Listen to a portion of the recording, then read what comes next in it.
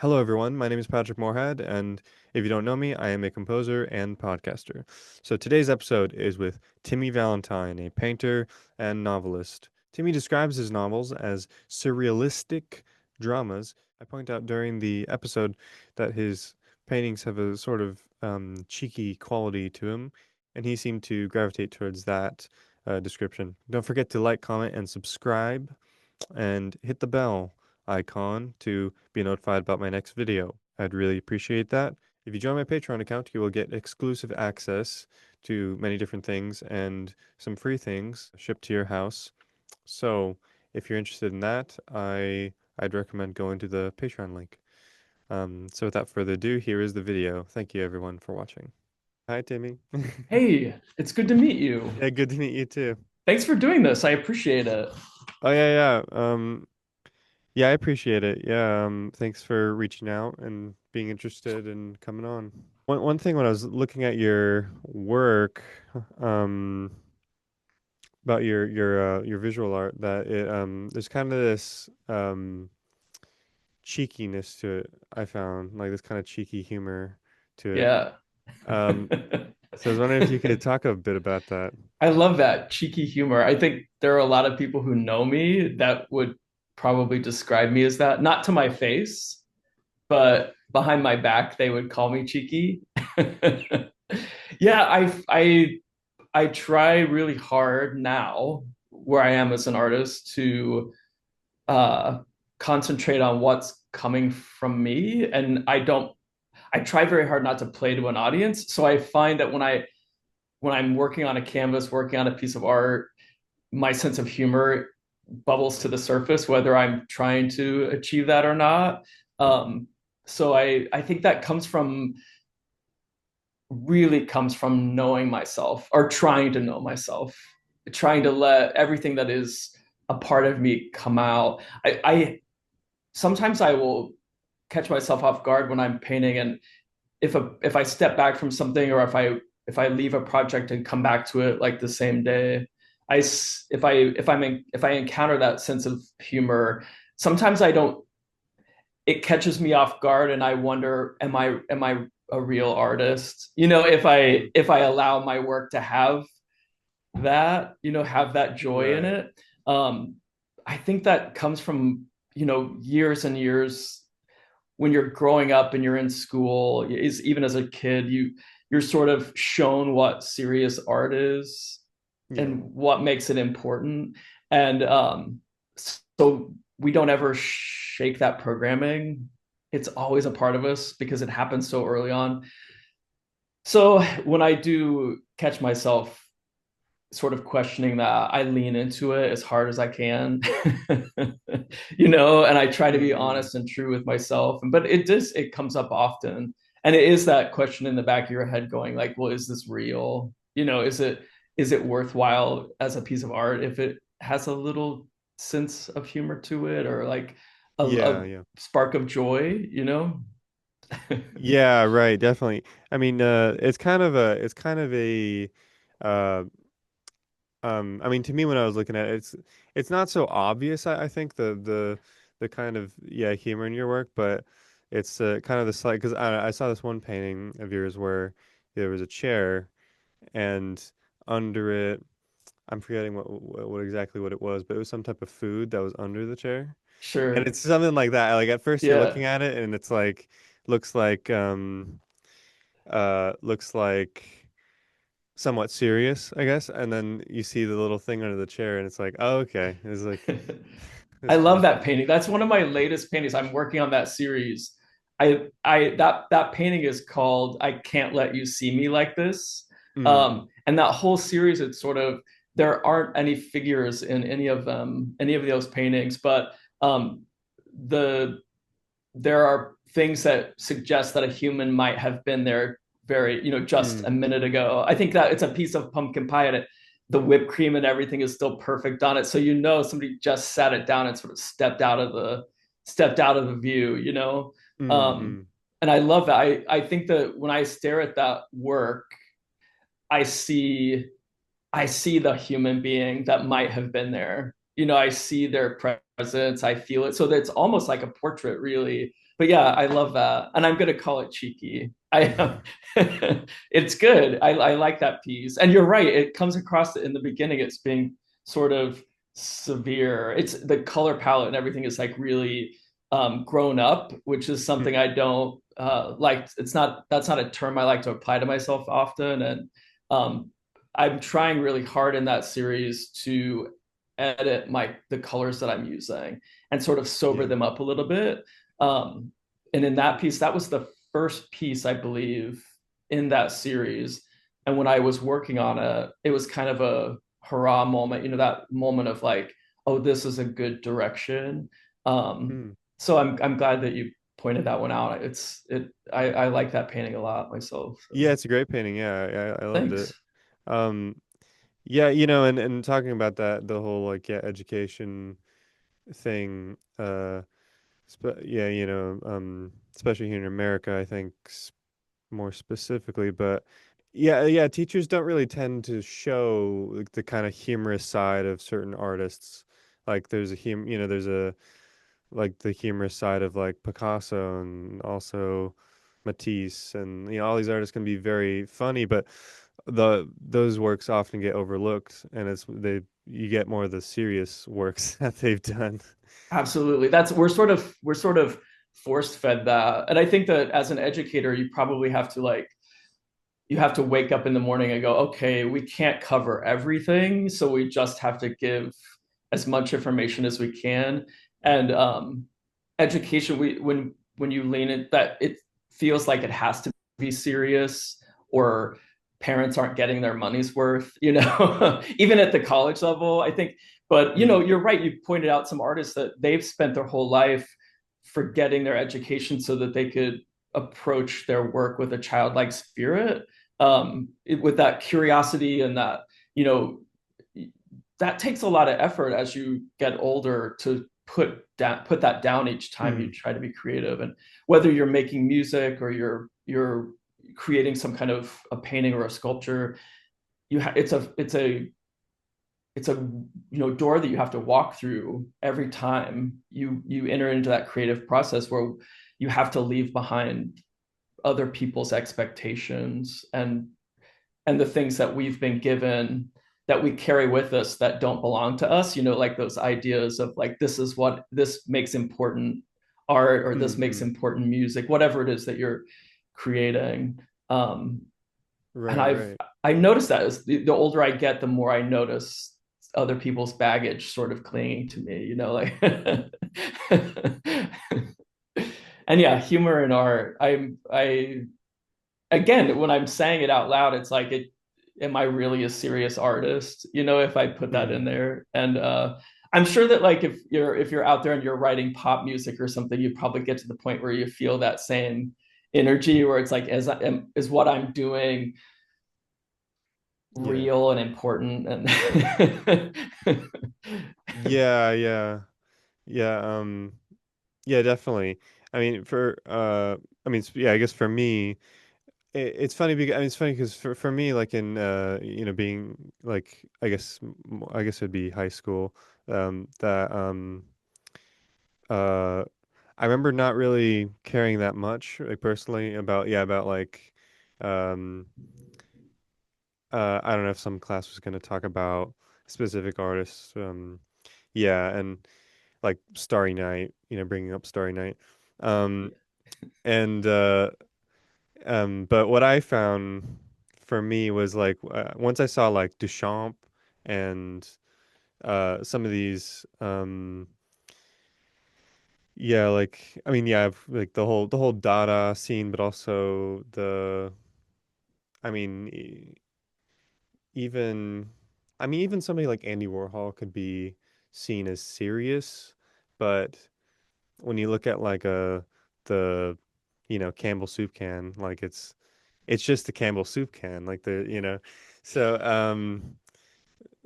yeah, so for me, I like I definitely I think I gravitate more towards those artists for that reason. And even and I love I love Picasso, Matisse, like I said, but um uh Yeah, yeah, I don't know. I always kind of love that, the humor in art. Um, I think it's Yeah. good. I think that it's one of the most important parts of about being human is our sense of humor. It's something that um, you know it it resonates like on the same frequency for me as like falling in love or having a good laugh is like it's so important.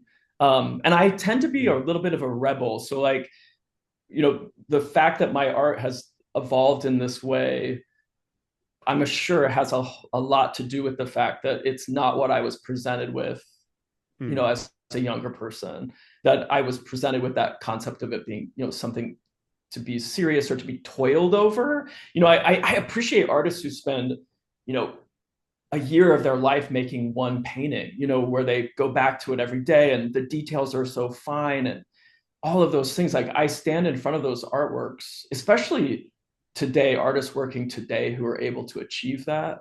I stand in front of those things and I'm just in absolute awe of them because I don't have that. I'm fully on the spectrum, so like my attention span shifts very quickly and easily.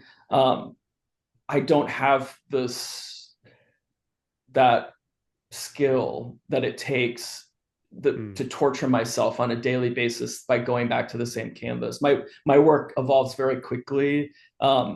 It's why I paint in acrylics generally. I do dabble in oils, but I want immediate gratification. Um, I Yeah. want to walk away from a painting and it be finished. And that doesn't mean that I won't go back and touch something up, but I do have in my heart, like when I go to a museum or I see a piece of contemporary art that somebody has spent so much of their life to put together, Mm. I'm in awe of it. It's a spiritual experience, to Yeah, see definitely. that, the old masters. It's like, oh my gosh, you know, the things that take so much energy. Um, there's a real, I do have an appreciation for that and understand that that's not what I'm trying to achieve Yeah, right, right. because I don't Of have course. the same genetic makeup as a Mm, person who's able to like give all of their energy to that. Um, so mm, I mm. I have to lean into that as well. Where whenever you're faced with something like that, where I've you know about 15 years ago, I discovered I was on the spectrum, so I stopped trying to be the artist that spent 6 months painting a portrait, you know, and I set that down. Again, it's part of that baggage, that belonged to somebody else, where it's like the world needs me to be who I am as an artist, you know, instead of trying to be that person who takes so much time. And, I still Yeah. appreciate what they're doing. I understand now that that's not what I was put on the planet to do. Um, Right, right. Yeah, I mean, also those kind of artists though that say, um, yeah, that say like a painting is took that long. Um, Sometimes I feel like I mean, what I'm picturing is more um like portrait artists that I mean, actually just the other day I saw somebody like on Instagram that was it seemed very like not bizarre, but it seemed impractical the way she was painting. It was uh it was like it was a canvas all drawn out like beautifully, and then uh she was just starting at like the corner of like the person's hand and just moving inward, I guess, Fascinating. across the canvas. Yeah, and it wasn't like all at once because usually I like to cover the whole canvas Yeah, personally, sure. and yeah, and uh, but even those um. I feel like maybe sometimes people, I mean artists kind of add up like their touching ups, like oh I touched it up, so I'm gonna add time to that. So they like so I feel like maybe the time length of like when they say oh this took a year might be a bit of a stretch Sure. sometimes. Yeah. But um like how long did you sit in front of it just having a donut, like that kind of thing? Like Yeah, yeah. it's interesting because a lot of people, when I will show a piece of work, um, people will ask, how long did it take you? And I used to be so offended by that because I do work relatively quickly. But I heard this amazing story, and she'll have to forgive me for not remembering her name, but she's an advertising. She does design for advertising, and somebody please Google this. Like she did the logo, I believe, for Citibank, and she tells a story where she was sitting in this meeting with these men who were going to make this decision, and she took a napkin and she drew the logo for Citibank on the napkin. I believe it's Mm. Citibank, and the people around the table were like, "Well, we're certainly not going to pay you for that because it just took you 5 seconds and you drew it on a napkin." And so they went off, and she was like, "Have a nice day." And like a year later, I believe they came back to her and said, "That's the logo that we want to go with." And she remembers explaining that like that may have only taken me, a minute to draw out, but it's taken me my whole life to get to the place where I would Yeah. know that that's you've heard this story, it's so common. So that's when I am asked that question, I generally avoid it, change the subject really quickly.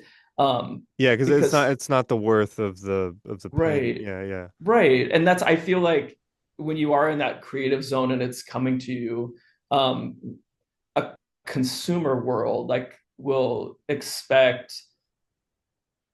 I'm paying you X amount of dollars per hour, right? For Right, whether right. it's you've written a piece of music for them or you've painted something or whatever, they feel we're in a society that wants to know, did I get my money's worth on an hourly, you know? Yeah, yeah. And we as in our lifetimes, we will never escape that, Hmm. that idea, that concept, that thing. We'll never escape that. It will always be that. Yeah, yeah, yeah. And that's okay, right? It's we, at least we know that that's what's happening, and we can work with it. Right, right. Yeah. Well, one of my friends, his name's Stan. Stan, if you're watching this, it's or he does drawings, but he does them pretty much in one sitting, uh, and pretty quickly.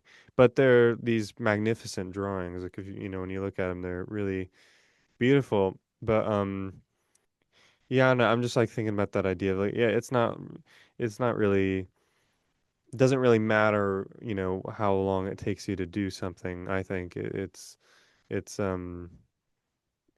like more about the qualities of the work, than the, Yeah, yeah, the definitely. energy that comes from it. Like, um, I feel like there are collectors and people who appreciate art that would never occur to them. Mm, That when I see a piece of work, it's an instant. Like I'm moved by it, and I absolutely care less about what it took to get there. Who the person is that did it. I always try to walk in, and when I'm going to be in a situation where when I'm viewing other people's work and when I'm listening to a new piece of music or anything like that, any creative, anything that somebody's created, I try to approach it with, I don't need to know anything about what went on behind the scenes to make it happen. mm, um, I want to first be affected by the piece itself. And I love modern art, contemporary art. I love the freedom that has been given artists. My taste is very specific and personal to me. So I want to first fall in love with the piece. And mm. then if I'm interested enough about it, I want to learn about the person who created it, right? But I Yeah. want to be shocked. I want to be in awe, and I want to fall in love, and that happens often for me. I'm very lucky in that, where I can walk into a space, walk into a museum and have that joy. And there are a few paintings that I've been so shocked by, there's a portrait hanging in the St. Louis Art Museum by Gerhard Richter, who he's famous for doing these. He was famous for like starting these squeegee paintings, where he's like using this giant squeegee, and he did this Right. portrait, and people believe, and I think it's of his daughter Betty, and she's facing away from the viewer. It's a small, his paintings are generally gigantic, the ones that you see in museums, and this painting is just a little bit bigger than life size, and she's facing away from the viewer, and there's such softness that she's wearing like this fleecy uh, jacket that has this ornate little pattern on it, and you can almost count the threads. It's so soft and so beautiful. And in the Yeah. same room, I believe there are a couple paintings that he did of candle flame. So it's just a dark room, one candle, and the flame of it. And if Mm. you're an artist and if you want to challenge, like try to paint fire, it's like, especially the flame of a candle. And when I Yeah. look at those paintings, because I'm familiar with his other work, it's almost like, and I do this myself, like sometimes I will paint a still life and really nail it because I sort of feel like I have to prove myself, and I Mm-hmm. believe with his paintings, the one I'm talking about, the portrait, when you walk into that room, you feel like, because it's hanging right next to a couple of giant pieces that he's done that are just this gray brown color, and I feel like in my imagination, he was sort of proving himself, like I can Mm. also really paint, I can also Yeah. really make something that sort of, the average person walking in the room would be drawn to or impressed by. You know, I I Yeah. I Yeah. find that in myself, like, and then again, I dial it back and wonder, like, well, who am I? Who am I trying to impress? Um, but I have Mm. put those works out there. Like I'll paint a still life and be like, oh, it's good, but like it's not my soul coming out of me, And if I do share that with people, they always get really good feedback. Mm. And so there's this little part of me that's like, damn it, like, and I try to discourage myself from making any more of those. You know what I mean? Like Mm. I rebel against that a little bit. And I'm like, because there's part of me that doesn't want to make art that everybody loves. You know, does that make sense? Like I I want to make art that is genuine to my experience and who I am. Yeah. More sincere. Right. Yeah, Yeah. absolutely. And every time I feel myself playing to an audience, I'm like, damn it. You know, it's Mm. because we're meant to be social creatures, right? So we're constantly looking for that positive feedback, from the people around us. And now with the internet, it's like, you know, farther and farther away. And um Yeah. I try to zero in on, like, is this true to me? You know, or am I doing it for, you know, I guess social gratification? Like, am I doing it for the group? Mm-hmm. So one day, I'll Yeah. figure that out. Yeah. That's interesting. Yeah. Um. Um. I mean, yeah. I was thinking of of um like what would make you feel that way, but I guess if you already knew that, then you'd figure out the problem. But Yeah, yeah, exactly, um exactly. And I guess, we're sort of here, like, if you look at it like from a spiritual perspective, like we're here to sort of solve those internal problems, right? Like we're here to sort of tune into the things that are making us feel good and question the things that give us, sort of that rise of uncomfortable. Um, I I look at artists and I look out in the world, and you could name a dozen of them that sort of turn into this mechanical factory sort of. Warhol did it, and he was doing it with full knowledge. I mean, he even named his practice the factory. Like he was there just to crank things out and to push that button. And I see artists, contemporary artists now that are working and selling, and they're in museums constantly, and they're in amazing collections, and they just they've sort of filed off all of the edges, so they're creating the same piece like over and over again. And Yeah. there are a few artists where I look at them and like, well, their work hasn't changed in 5 years, and that's important to them because it's financially motivated, right? Like they're no longer experimenting. They're sitting in their practice and they're creating. They're no longer allowing the world to see them experiment.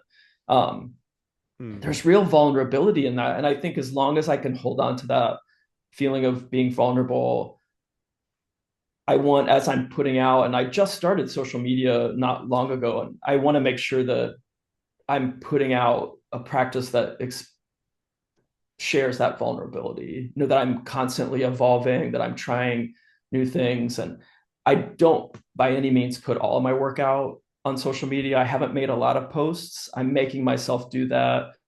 Um, I don't trust myself with the process of it because I don't want to become an artist who's just showing the same work to the same people. Right, right. But yeah, so it's interesting to look out in the world and see people who you would deem successful, sort of creating the same work, the same piece.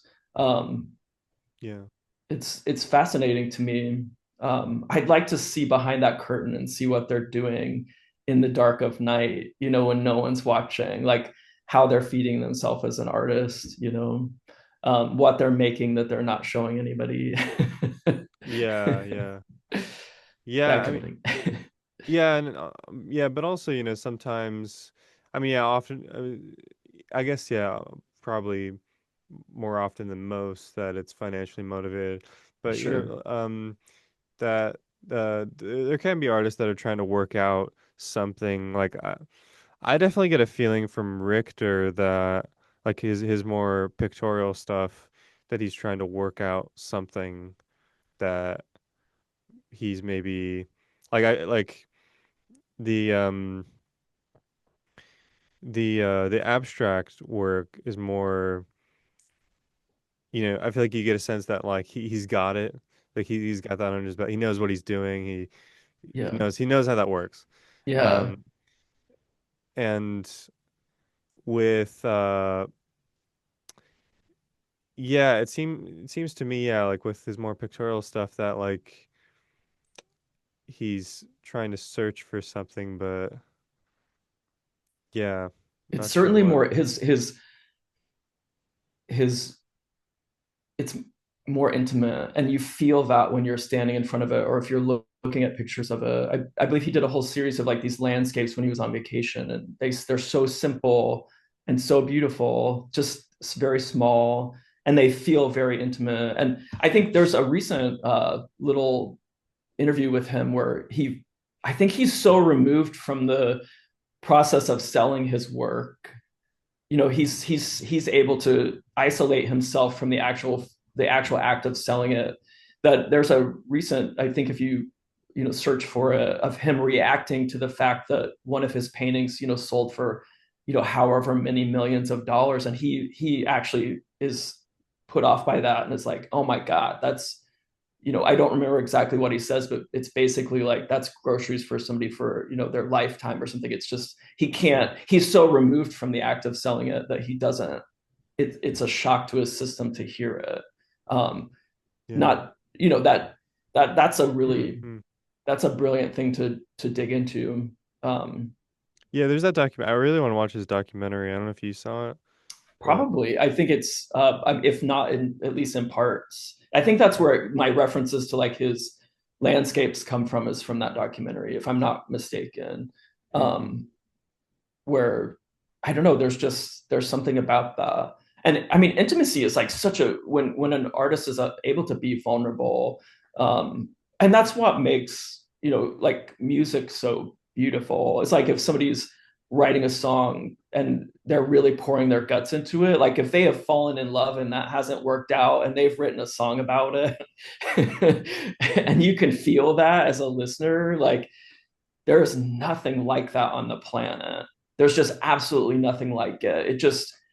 It stays with you long after they've gotten over their breakup or whatever. You know, Mm, that song could be with you for the rest of your life because your brain has tuned into that moment. And I don't know if it's necessarily like you identify with it or you just appreciate it, right? Like you sensed something in it that made you allow it to impress on your, on your consciousness.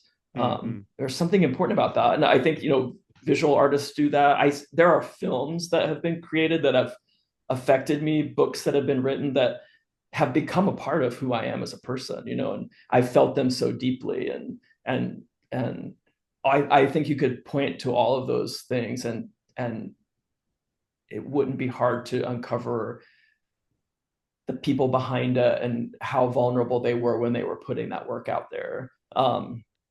Yeah, yeah, It's yeah, an incredible thing, um, to yeah. share what you're doing with the world. It's such a bold and brave and careless thing, Mm, mm, mm. Yeah, yeah.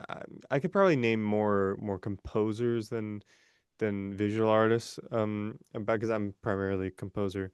Sweet. Um, that uh yeah, that turn out work that is similar from, yeah, like what you're saying, from like y- maybe it might be their whole body of work, or just like Sure. 5 years or 10 years where all the work kind of seems very similar to each other. Sure. Um, yeah, but there's this quote by, I don't know if you know John Cage. Tell me. Yeah, he's a composer, and probably, if not the most radical composer that came out of the 20th century. But he he um he was a student of Arnold Schoenberg, who he Arnold Schoenberg was a composer who in um I guess just the early 20th century, that he created works that broke the rules of tonality, so like not using any key signatures or um things of that nature. So your ear can't really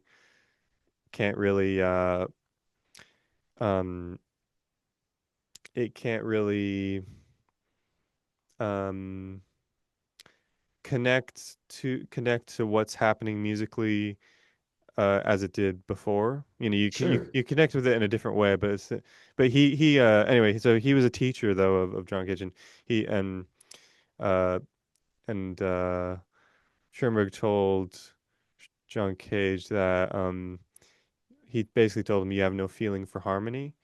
And John Cage said, or no, he the quote was, he said, you um yeah, you have no feeling for harmony, so um you'll, as a composer, you'll find yourself um beating your head against the wall uh for the rest of your life, or something like that.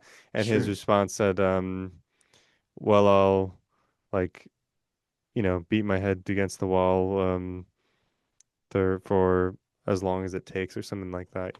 Yeah. And so because of that, I think, like, all of John Cage's work, uh basically the same idea. It's basically the same idea that he originally came up with. So all of his music sounds pretty similar to each other.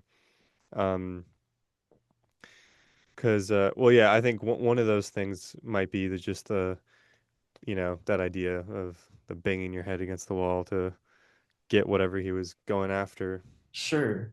Yeah, it's super interesting. I think um, you have to, no matter what you're doing, if you're behaving creatively in the world, you have to be willing to do that in the dark, like, and never have anything that you've done see the light of day or experience someone else experiencing your work. Um, you have to be okay with severing all of those, possible connections, and just be able to sit with yourself and creating, regardless of how you're doing that. It's an isolating thing. The creativity comes from that isolation, and I don't think you can exist your whole life locked in a room and not experience the outside world, so that you're sort of feeding yourself a little bit. But Mm. creativity comes from a place of quiet and of isolation. And I think you have to, if you're going to be creative, you have to understand. And what I'm getting from that conversation, that quote and the conversation between like the teacher and the pupil there, is like, you have to be okay with that, because sometimes we create things that won't be appreciated for years, and if you are a composer, something you'll experience over and over and over again is that you're not in the room with the person having the experience. Mm. If a piece that you create is recorded or whatever. And I think artists who create music in general, this is something that it's a shock for. I remember seeing this little clip where Annie Lennox is like present day walks into through the you know airport. I think she's arriving in Los Angeles, and they're playing her song on the radio, and she's like, "Oh my God, that's my song!" And this is today. Like, this is Mm. her at like however old she is now. Like, she's like, "Oh my God," because she was in the room when it was created, but she's not there, with every human being that's appreciating it and feeling connected to it. We have to Yeah. be okay with it, just your work existing for you in complete and total and utter darkness. And I think artists in general have to be okay with that. If your drive is to always get that feedback, human feedback, then you're probably in the wrong business. Even if you're a star. I work with people who I've done a lot of live theater. I've worked in Mm. behind the scenes in live theater. And so that's a real gift when you're able to stand up in front of an audience and you hear them clapping. That's a rare thing. And it feeds you so deeply. Yeah. But not everyone working in the creative industry gets positive feedback ever. And then to be able to hear their audience, because if you're doing a movie, right, what you go to the premiere and people are sort of, they have to clap anyway, even if the work that you've put Mm. out is garbage. Like, there's sort of, there's free booze and free food, so you have to sort of like, well done everybody. But artists, we create in the dark. um Yeah, I mean, I don't think you could really tell too, like if anyone's being genuine. Like, I mean, sure. I had a concert like not too long ago, and um, yeah, it's like it's kind of like okay, yeah, the piece ended, and everyone claps, and Sure. because that's what you're supposed to do. But like, Yeah. I don't know if anyone actually liked the piece or not. Yeah. You know? I think I watched it. Is it a piece that you put on YouTube? Can you tell me the name of it? Is it? Yeah, it's called "They Flee from Me." It Yeah, was of yeah, a course. choral Now, piece. is this the piece where there's multiple people singing? Is that the? Yes, yeah, Yeah, of course. So like, it reminds me of like, I'm a that one. huge film nut. Like, I was really gifted by the one thing that my dad gave to me is he was obsessed with film. And so we went to see everything at the theater. And the gift comes from the fact that he wasn't like genre specific. He wasn't like, oh, I just go see action movies or I just go see war movies.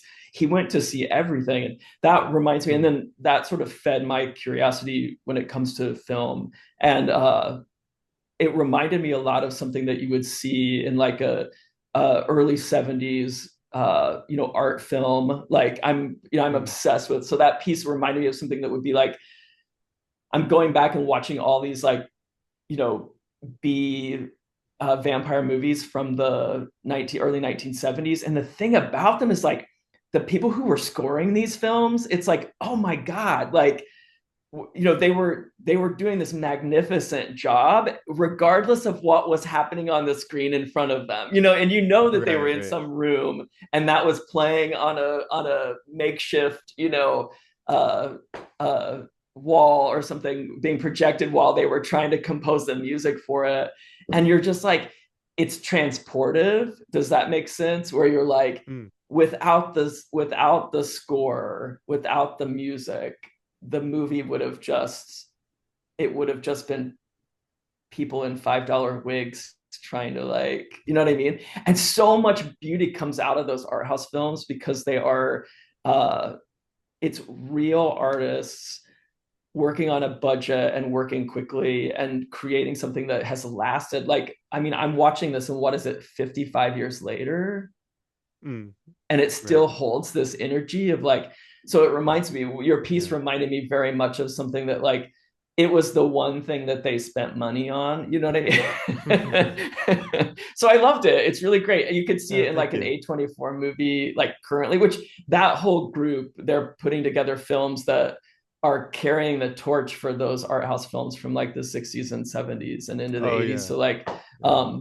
if you're watching anything and you're tickled and it's something inside of you, like it feels a pull from any of like the A24 movies, it's really fun to go back and see where that energy comes from. So like, yeah, good job. I loved Mm. it. So Thank you. Thank you. I yeah, appreciate that. yeah, it's great. It Yeah. felt real and very creative. So yeah.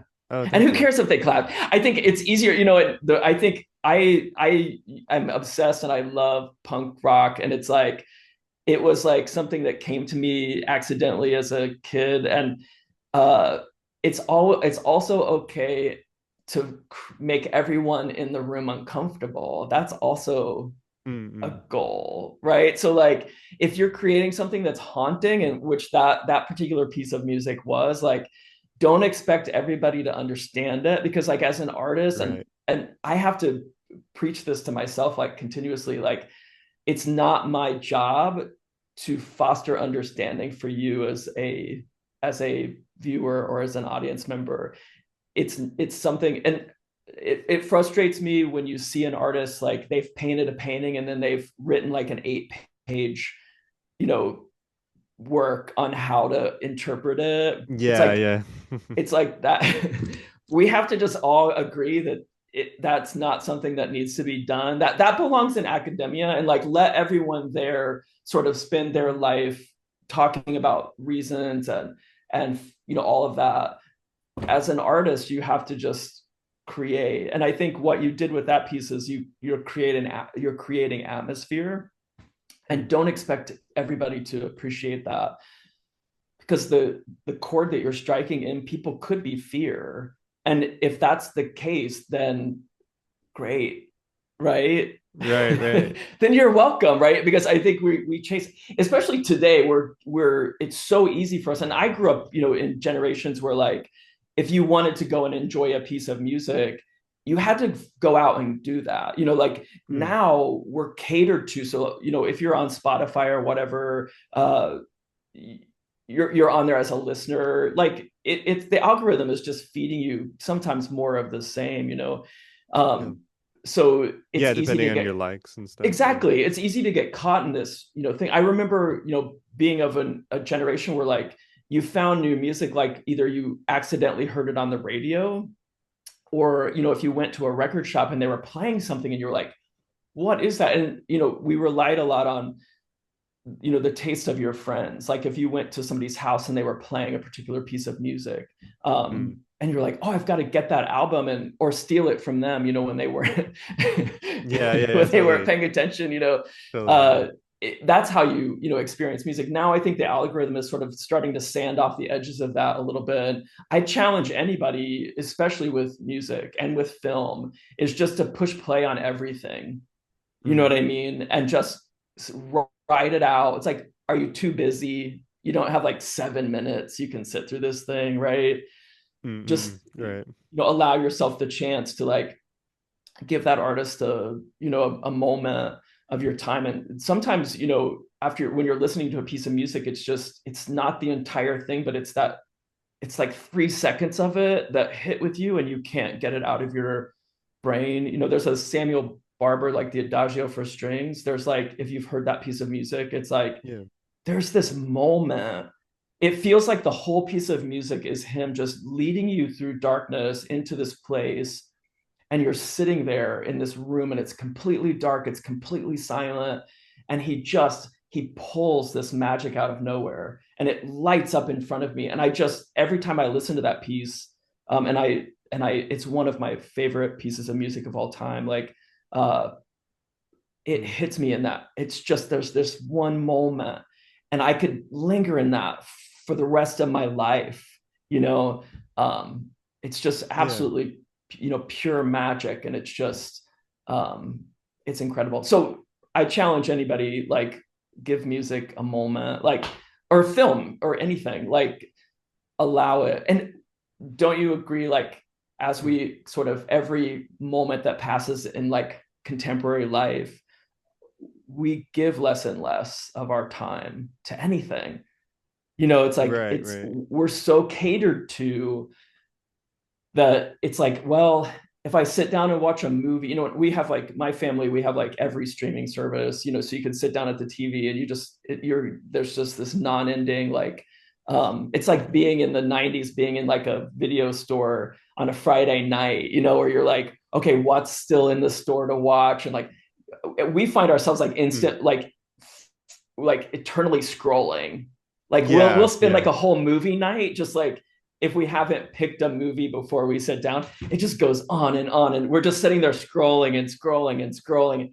And like, I feel like we've become so genre specific, where it's like, oh well, I'm in the mood for like whatever, and a space western, like, and it if it doesn't fall into that category, then we're not interested in it. And the same thing with music. It's like, if it doesn't fall into this a particular category, how am I feeling today? And I think, Yeah, right, right. right, like, so if you wake up and you're sort of in like a, you've got to go to work or you've got to go wherever, and you're in kind of a pissy mood, the chances that you'll land on something in your music collection, like online Mm. or whatever, that fits that mood are so great. We never reach for something that takes us out of our current, and I think that's something that I've noticed in people today more than I have in my entire life, is that if it doesn't fit within our vision of, what our moment is, then we're Yeah. not interested in listening to it. So yeah, challenge yourself to step out of that. I do it as much as I can, like, and Spotify is also good for that, especially if you're connected to other people on there, where they can just send you random garbage that they Mm. love. And you can say, okay, I'm going to sit here because I love you and I'm going to listen to this, And I found a lot of artists that on there that I really, really appreciate. And I do the same thing with film. Like, and I think Yeah. the people who know me the best, like, if you're watching a movie, I, I'm not always looking for like it to be sweet or kind, or if I'm affected by it emotionally, Yeah, then yeah. I'll slip that in and be like, somebody else should watch this and tell me what you think of it, or Yeah, yeah. whatever. So you have to be really open to that, right?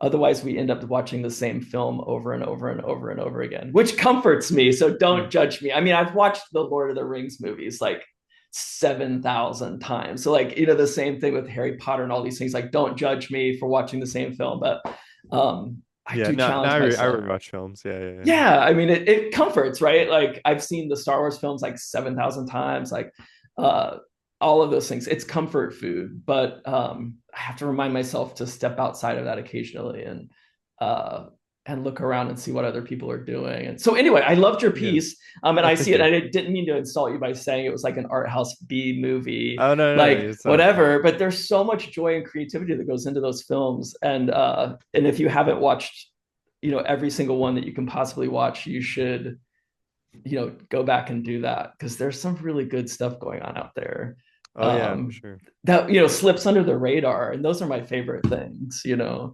the movies, the films that nobody pays attention to. And yeah, Yeah. there's magic in those. Yeah, definitely. Yeah, yeah, it's funny like with streaming, I mean, yeah, I guess with streaming movies, music and kind of everything. Everything is streaming now. No, Yeah, that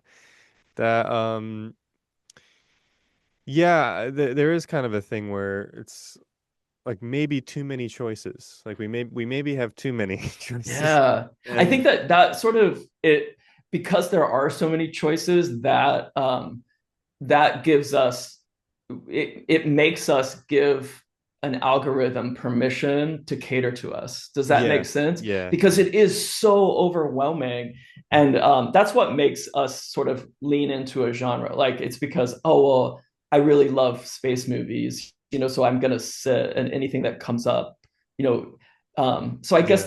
there is that. How do you pick a film? We have friends of our family. They created a wheel that spins, and that's so they leave it to fate, right? And I would feel like in my house though, like because I know myself well enough to be like, if it didn't click on the one I wanted, I'd just be like, oh, didn't you see it actually landed on? Yeah, yeah, right, right. Whatever. But they have actually created a wheel. And I believe if we had them in the room with us, they would say, I think they have a wheel for what kind of food they should eat if they're Mm. going to get takeout. Because like those decisions, like when you have a lot of options, are like impossible to make or whatever. So well, tell me Yeah. really quickly, I want to know more about what you're doing with your music. Do you see Oh yourself yeah. specifically working for film? Like, do you feel like, are you hoping that you're going to write scores for films or Like I always think of weary, but I know that's the wrong word. But wary maybe of being called a film composer. sure, 'Cause like I don't see, yeah, like I wouldn't see myself as a film composer, but as a composer who also does film? does film. Yeah. Yeah. Yeah. I think I also if hold on to that feeling because it's really easy no matter what you're doing creatively to be pushed into a sort of a cubby, and Mm. that's where people want to keep you, is they want you to be this thing every time they need that from you. I've Right. I've experienced that as a creative person, and it's like I have to keep reminding myself to like make sure I'm putting myself out into the world so that everybody knows that's not the only thing that I do. Right. Like, because I mean, Yeah. it's human nature to try to categorize and to contain everything that we're introduced to, including the people that we're Mm. introduced to. And um, Yeah. so I've had that feeling. I've like I mentioned earlier, like I've worked in live theater. I've done that I had done that for 20 plus years, um, Mm. working behind the scenes creatively. And it's easy to fall into the trap also of it's a consistent income. Like Yeah. right. Right, right. And it's like it's easy to allow people to categorize us if they're handing us a check consistently, right? So Yeah, yeah. temptation, yeah. Right. I mean, so many creative people that I know, if they're lucky enough to have a side hustle that is also creative, Mm. is such a brilliant gift, right? Like I've had that my whole existence. I've always been able to do something creative to sustain myself because you have to like pay the rent, right? Like you have to pay, put Right. food on the table. Gone are the days where you could survive on like a bag of M&Ms and like a cigarette. Like you Mhm. have to actually eat healthy these days. So you have to figure out how to live in the world, and yeah, you don't want to be if you don't want to be known, you know as a film composer, then you have to also make your mark in other places. But isn't it a weird and crazy balance where one can lead to the other? So Yeah, right, right. so you just have to start that journey and go, okay, let's figure out where this goes. Mm. um Yeah, it's something about, I mean, you know Danny Elfman? yeah, of course, yeah, of Yeah, course. like I've seen some interviews of him where he um because I mean, I think more recently he's been doing more concert works where yeah, where it's, just meant for the stage and that's it really. Sure. And um yeah, he's been doing interviews, and sometimes it kind of makes me cringe a little bit because he says stuff like, um, uh, like I'm starting to feel like a composer now. Like he says, like I don't know if other composers see me as a composer, and to me, I'm just like, what are you talking about? Like I thought you were, Yeah. I thought you were always a composer, but Yeah. because I guess it's like because I mean yeah the film composition and regular they are complete they are pretty different from each other. I mean the industries and stuff, but uh that just kind of bothers me too because um before he did film he was doing he was doing music before he did film. So like Sure. uh yeah, and like to me it's like kind of a no-brainer. So but uh I think that like my what I would get out of that and this part of our conversation is like if you what is the core of why you want to create music, and if that is because you want to create atmosphere and you want to create, you want to bring it to people and have emotional reactions happening, and then do film, like mm, do film and television, like do those things, not because like, well, they're not the highest form of art when it comes to being a composer, but the most people will see those things right, or right. listen to those things. And there's nothing like That's true. there there's nothing like, well, having your work out there, but knowing that it's being seen consistently. But with scoring a film, you can you can have you can change people's lives. Again, your album, somebody could find it or specifically seek it out and purchase it. But in movies, what's really crazy about film and television is you're reaching people who would have never paid attention to what you were Yeah. doing before, and it can have a profound effect on the rest of their life. I mean, go back through all of the film scores that you've ever heard, and I mean, imagine Jaws without the boom, boom, boom, boom. Like the John Williams, that's who scored that film, right? And did the Yeah. Star Wars movies and all that. Like the film would not have been the same. And what I heard in the two pieces that I listened to that you had created, it's you're not creating something that's going to make me sit down and have my, sit with a beverage and like put my earphones on and like and necessarily feel happy about, whatever. They're atmospheric, they're moody, and they that belongs in, like I said, like a vampire movie, a space, opera. Like those things are meant, what you're creating is meant to have, it's meant to help create a sense of place and time, right? So it's when Mm-mm. you add what you're doing, when I listen to the pieces that you had online, when I close my head, because I'm a I'm a visual thinker, like my brain was already putting people in place in a situation that went Mm. along with what you had created, right? So don't turn your back on the idea that you can do as many albums you want when you're making movie score money. Right, right, right. You know what I mean? You can crank those out all day long, as many as you want. Like, but don't turn your back on the fact that you could have a profound effect on not only the finished product, but the scoring of film. You can be the reason that that film is a success, right? Like you can be the component that gets inserted that makes a difference and helps the person who was writing or directing that become their dream, their vision, right?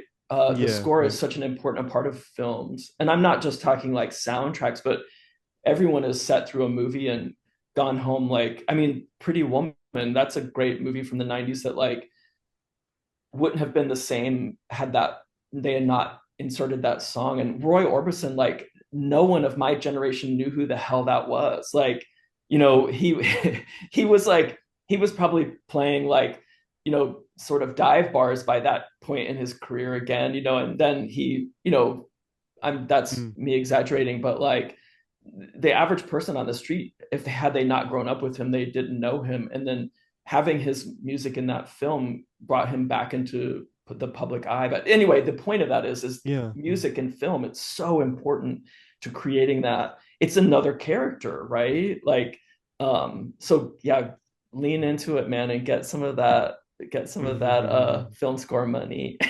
Yeah, yeah. Yeah, I mean the thing with that too though is that there's a sometimes there could be a lot of constraints, you know? Sure. Uh, yeah, like I mean, I have some friends that say like the director like tells them, oh, they want something like, they want something like this movie, Yeah. and they, they kind of have to like, okay, they want something like that movie. And Yeah. so sometimes I feel like it's almost like what you were saying about painting painting pictures that are more crowd pleasing Sure. and yeah, and so it's maybe not as sincere of Yeah. music. But it could Um, be like I think yeah, let's yeah. let's I talk mean, about that but because it could be sincere though. yeah. Sincere. I don't think definitely it could be. And we do create like we create I believe that human beings make beautiful things when they're under some type of pressure. And I have seen in my work, in my history with theater, is that the smaller the budget, the more creative and beautiful the finished product is.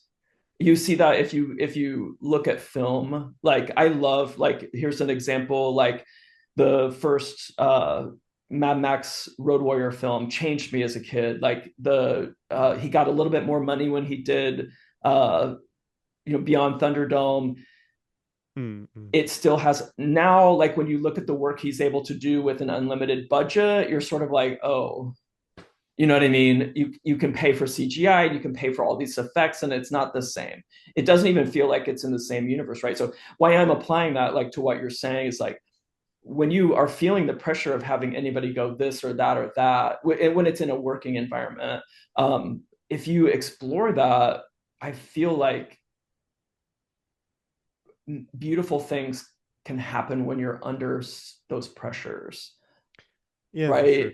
Because you don't want to, I don't want to create for an audience, but if somebody were to come in and say, like, you could sit down and you could have $5 worth of materials and you could make a masterpiece out of it, right? Like if you're a painter or Yeah. if you're an artist, the one thing that I see a lot of artists struggling with is they want somebody to walk in the room and say, today paint a picture of, and I can see that being applied to like somebody who's composing. Like you can sit your Mm. whole life in a cafe in Paris smoking your cigarette and sipping wine and never have the creative burst.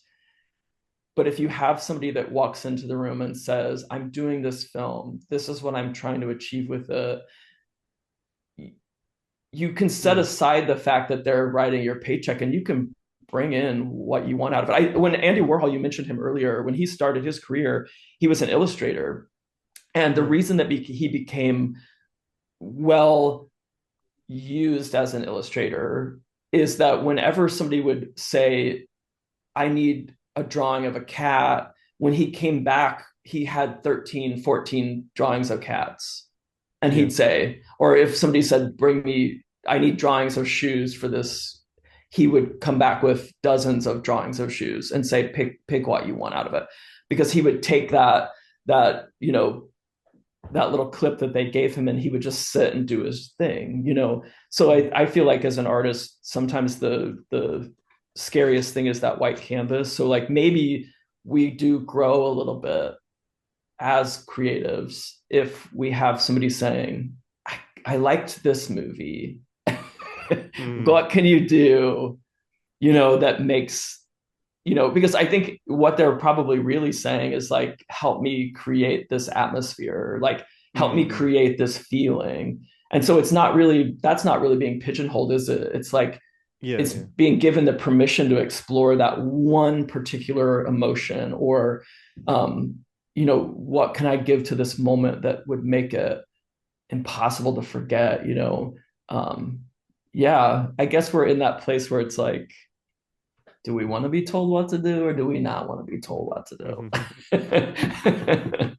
But okay, I get it, Right, do your work and follow your own heart. But like I hear in the two pieces that I was able to listen to before we started this conversation, I listened to one this morning, I think one last night, but right. Mm. There you go. Yeah. yeah, I do hear I lean into the atmosphere of it, and I feel that. And again, with my imagination, like I'm picturing, all of Mm. this. I'm picturing the scene being set, and like the drama unfolding in front of me, and yeah, experiment with that. Do the world a favor and experiment with that, please. Yeah. Thank you. Yeah. Yeah. I'm not disparaging of that at all. That, Yeah, the yeah, idea of working in film. sure. Uh, yeah, I think it'd be great. But yeah, uh, but yeah, I do want to maybe talk a little bit about your writing. Yeah, for sure. Um, so yeah, so I read the bit you sent me, Yeah, that's like and just part of a chapter. I'm sorry, like uh Instagram was only allowing me to like send like a little chunk of it at a time, but oh yeah, yeah, I have always been a writer. So I hear from, what I'm hearing from you is that you are experimenting with like painting or being a visual artist, and then also with your music and with your yeah, no, composing. yeah, I've always done those two things kind of, yeah, kind of somewhat simultaneously, but yeah. So you're Sure. saying though? Yeah, I think that would that's why it's so easy to fall into one of your pieces of music, because I haven't seen your visual work, and it's why it's so easy for me to tune into, using my imagination to sort of see it come through, because you're experiencing that creation of it from, multiple angles at the same time. Like your brain is processing it, not just through, listening to the piece, but through. That's why for me it's such a visual experience. Mm-mm. You're using that part of your creativity. But yeah, so if my writing, I've always written. I've never shared it with anybody. I did the material that has created this series, that is creating this series. I wrote in 2019, right before the pandemic. Like I created this series of short stories. The name of the first book is called The Agency of Dust and Power. And what happened is, back in 2019, I love, well, I mentioned like the Road Warrior films. Like I love post-apocalyptic. One of my favorite books as a kid is called The Girl Who Owned the City. It's O.T. Nelson. Um, Mm. I think it's his only book that anyone knows about. It was written, I believe, in 75, so it's 50 years old. It's about this girl who wakes up one day and all the adults on the planet over the age of 13 have died. Mm. And so all the kids have to run around trying to figure out how to exist in this brand new place, right? And so I've always been fascinated with this idea of this post-apocalyptic, like, I think because I live so far outside of society, I view it sort of as a spectator more than participating. Um, it's easy for me to say, oh well, if the world went to hell tomorrow, what would that look like? So anyway, in Yeah. 2019, I started this series of short stories about what would happen if, what would the world look like if everything just sort of broke and went away.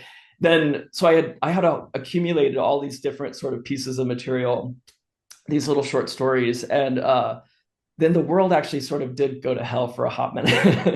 And Right, so right. I had written all these things, and it was like plague and like, hospitals overrun with, whatever.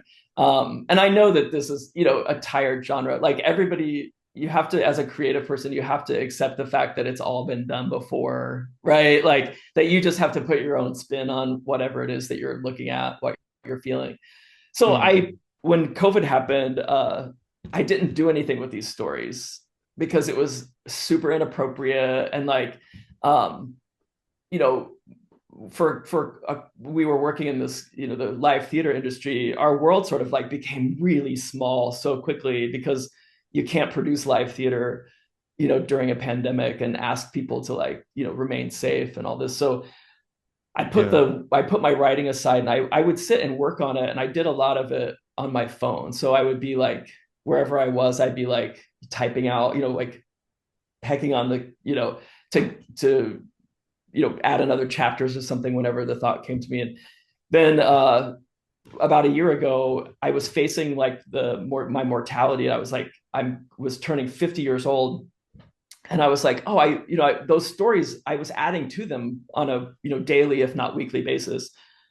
And so I Mm-mm. thought, well, I'm turning 50. I'm going to put my first book together with the material. And I knew in my head, like I had enough material to do a series of like 3 books, if not, more than that. And uh, so I decided to sort of start putting that material together. And I did it and I didn't tell anyone. And I think as a creative person, like, again, this is highly recommended. Keep some of what you're doing totally secret, because if you do that, even from the people who would be incredibly supportive of what you're doing, don't tell them anything, because then you owe it to yourself to make whatever it is that you're making a reality. And so my goal became, before my 50th birthday, I'd given myself about 6 months, is to get that first book out and get it published. And the Mm-mm. surprise, the people who were closest to me, so like I was able to actually get a copy of the book, and I wrapped it up, and I handed it to my husbands, and was like, they opened the box and they were like, what is this? Like, it's a book. And they noticed that it had my name on it, and they were like, holy, like, Mm-mm. serious, like, brains exploding. Like, it was this crazy moment of, and it felt so, healing to like get that process rolling. But in the process of creating that first book, I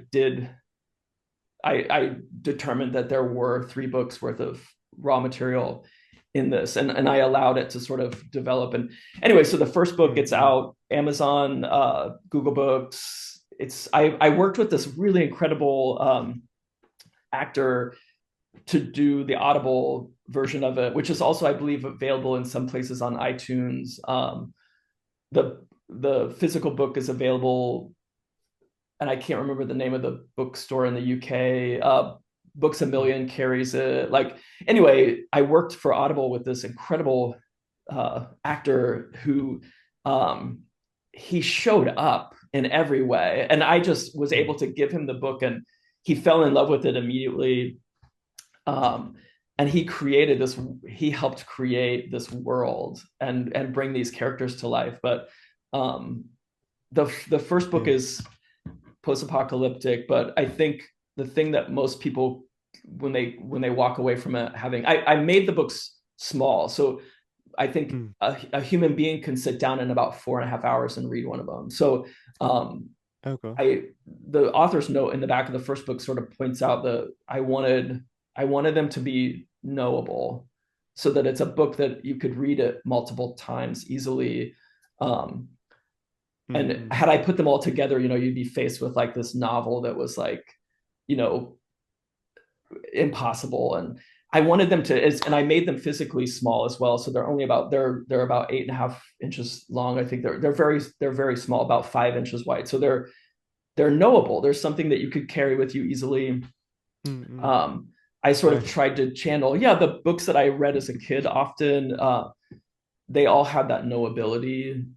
If you remember, like, fiction that's pointed towards young people, they're knowable. You carry those images with you. And anyway, so they're Mm. character driven. So they're I think that the feedback that I get from when people read them is that they're a word that like 3 people immediately used was cinematic. They had not experienced the depth in which, like, and I love this about them, is that I'm triggering people's, their visual imagination. So like when they're reading the book, they're going, I felt like I was seeing this unfold in front of me. Um, Yeah, yeah. and Same. that's important, like, to me, as a visual person, is to that the fact that I was able to put into words something that somebody would read and then transfer into pictures in their brain is a beautiful thing, right? Mm-mm. So anyway, the Yeah. series continues. Ask me questions, I'll shut up and you can. Oh, no, yeah, yeah, yeah. Yeah, I mean, the bit you sent me, uh, it, it, um, like, yeah, it kind of had this, like, to me, this, like, cerebral quality to it, but also, Um, but also this the like it seemed to me the like what kind of what like I'm not saying your work maybe like your writing is necessarily like this author, but like Clive Barker, Sure. his Oh, please say that it's like that. Go ahead. Like I okay, yeah, 100%. Yeah, like yeah, he um his idea, it reminded me a lot of like his idea of uh of of kind of like the thin line between horrific and sexual, if that makes yeah, sense. sure. Kind of like that Yeah. that thin line, and Yeah. because I mean, I don't know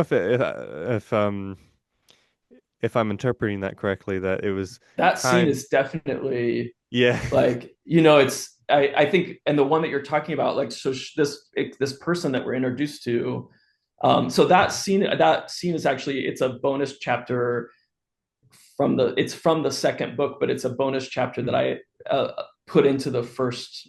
It's If you listen to the audible version of the first book, Brian Rosell, the artist who reads it, he reads that as a bonus chapter at the end, and there's a okay, little bit left of that chapter, but mm, you're looking at this experience, and I don't want to give anything away, but it's what happens to this particular individual is her connection to her physical body has been severed, and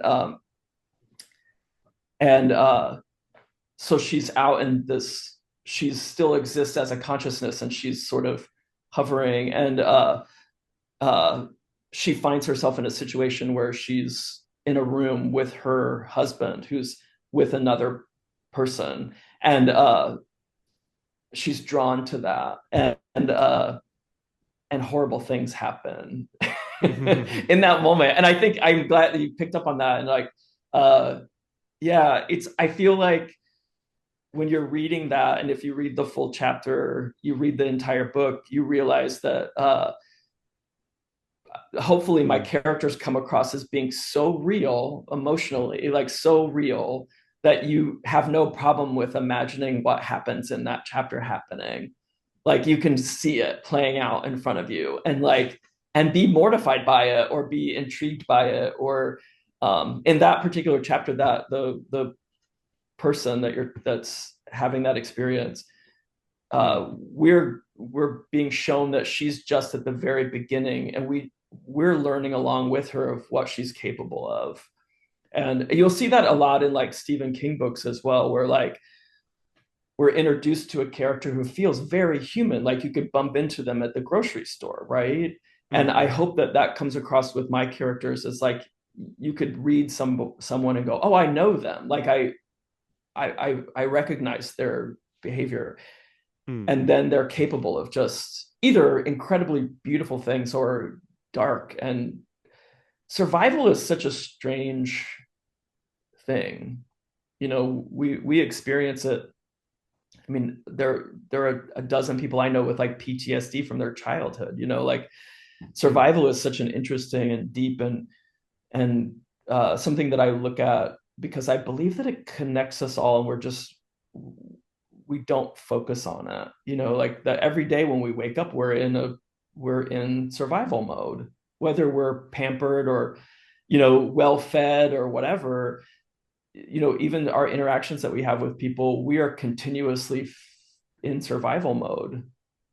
It's human nature. It's something that we don't look at uh often, because I think the average person's terrified of that, right? I mean, we're mm. rocketing towards the end. We're finite, right? So we're rocketing towards this. We're rocketing towards our own personal grave every day. For me, it could be tomorrow. Like, the my family would say, probably from driving out in front of a bus. You know what I mean? Like Mm. they would point at my driving and go, "That's gonna get you one day." Like, but we don't know as people, right? So we sort of wander around and bumping into each other, pretending that we're not mortal, right? Yeah, And in my books, I think that because I've yeah, set it in a place in a world that it's deadly, there is no support system for any of those people, the people that are I write about.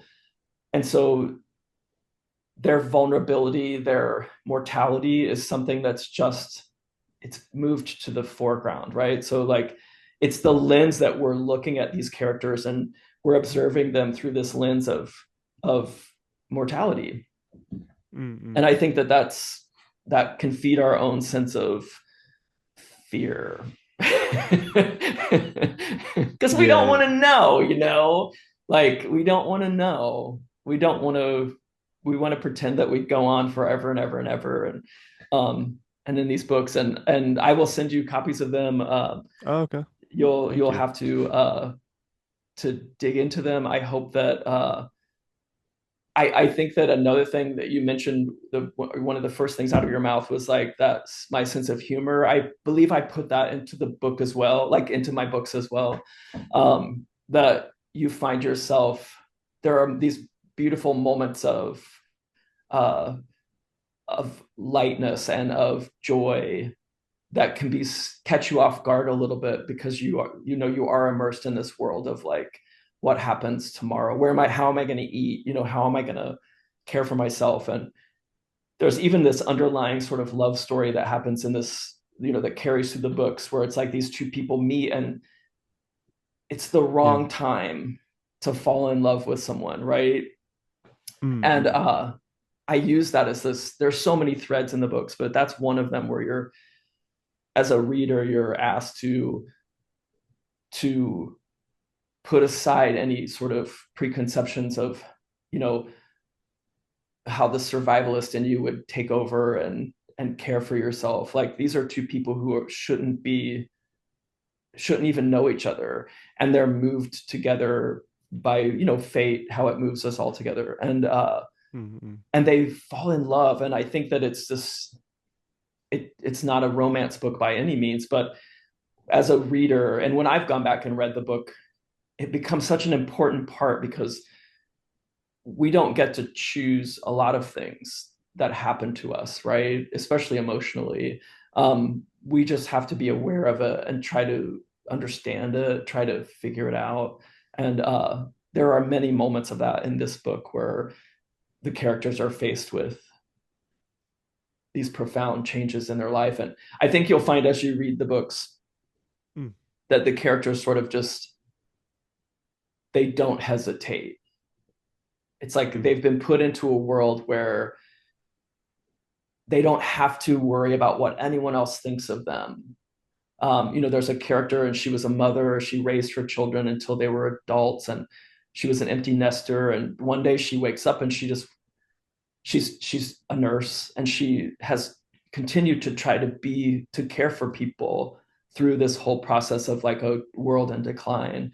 And then one day she just wakes up, and you're able, as a reader, to sort of just, you're sitting with her as she ties on her tennis shoes, right? And instead of heading out and trying to take care of people, she follows this pull inside of her that just takes her out onto the street, and she just walks in a different direction, right? Just such a simple act of like changing direction physically. And she just wanders Mm. and wanders and wanders. This particular part of the book is set in St. Louis, and she walks from her house, and she just finds herself standing outside of the art museum there.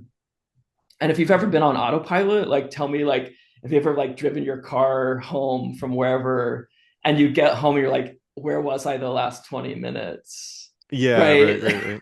I mean, you've had that experience, right? Where you're just like, where was I? Like, how did I get here? She has that moment, and she doesn't even know how she gets there. And she sort of comes back into herself, standing in front of the art museum, and enough time has Mm. passed that the world has sort of, grass grows without people cutting it. And she's looking out across, if you've ever been to that museum, it's beautifully located. And you're on a hill, and you're overlooking this pasture of this beautiful landscape of just open grass. And she's shocked back into her being, because this troop of gorillas is like walking through this, this Mm. view, and she's far away from them. It's just this moment of boom, she's back in her body. She sees these gorillas just sort of like walking around. The art museum shares grounds with the St. Louis Zoo, and in the book you sort of that sort of plays out. But as a reader, you're sort of in this moment of this surreal landscape of St. Louis, Missouri, and there's a troop of gorillas just sort of wandering into this woman's perspective. And in that moment, Mm. when she wakes up out of her consciousness, snaps back into her body. And again, we've all had that experience when we've like driven home and wondered how we got there. She makes a conscious choice just to just exist, and whatever plays out, whatever strange and unusual things come her way, she accepts it. And Mm. you'll see that as that concept of serendipity.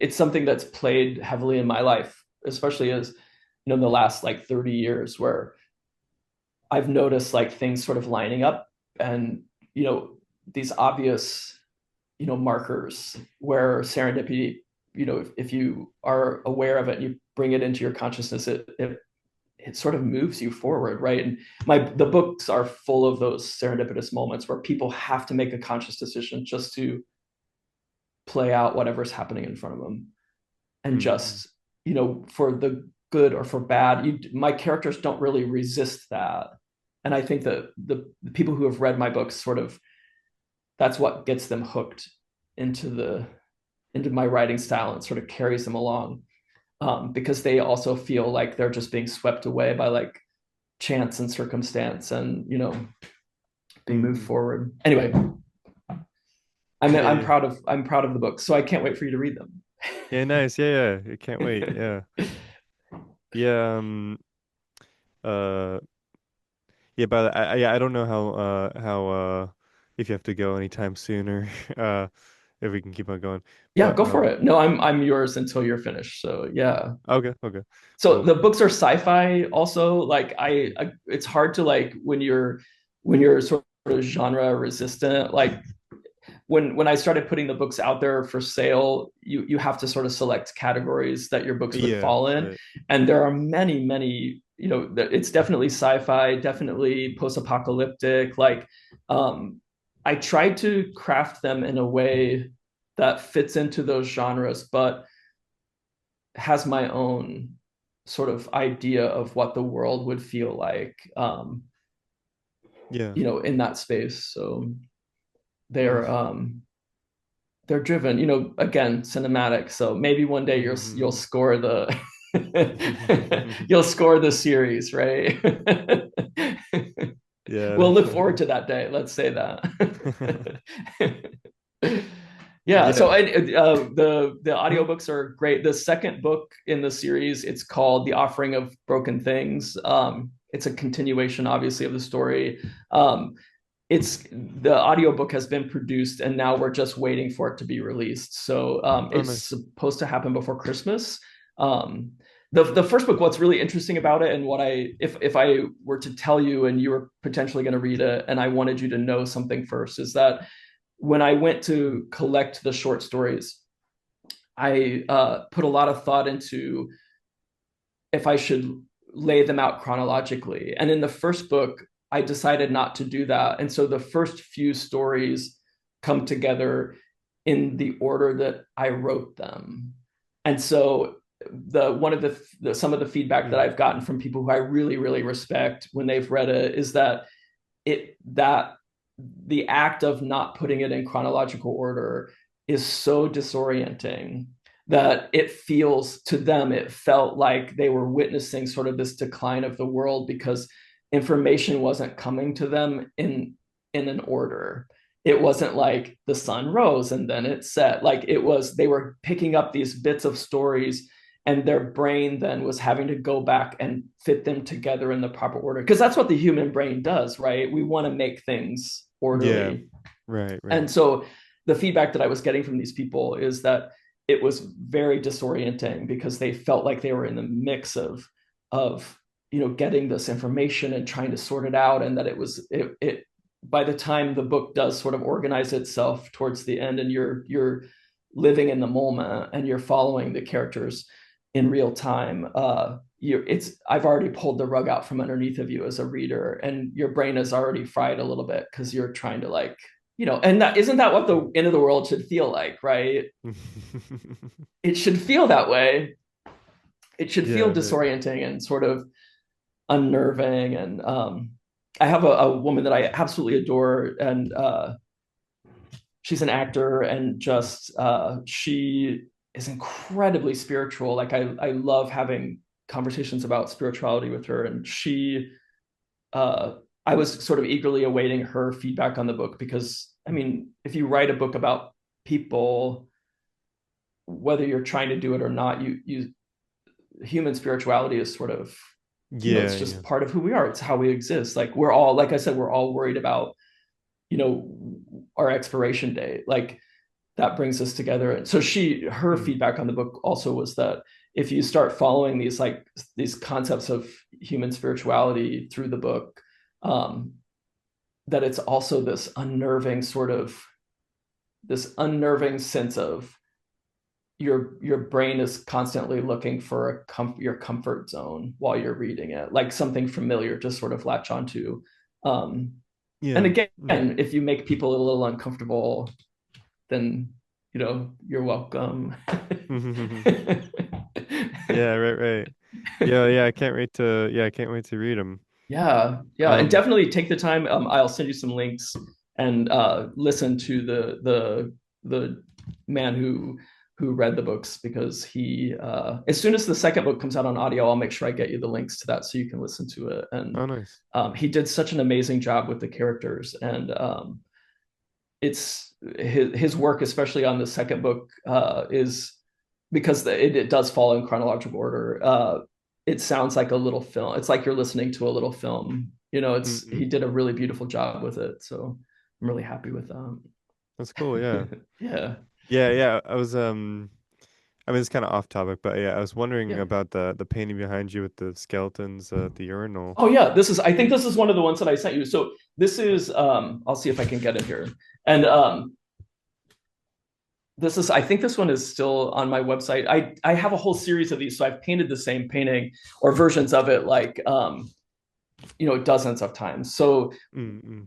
part of my being on the spectrum is I love to repeat things, either the same image in a different way, or sometimes the same image like over and over and over and over and over again, until then I can't ever see it again. It's kind of like, have you ever like eaten something that's like, I don't know, pick anything, like a gas Yeah. station burrito, and you're like, God, I hate this. What am I doing? And then the next thing you know, you have to have one every day for 6 months. And then the next thing you know, you can't ever look at that again because it's like, ugh.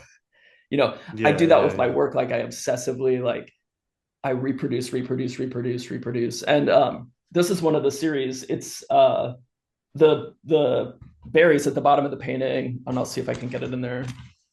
Mm. Those are manzanita berries, so they're called the little apple. They are like native to California down through Mexico.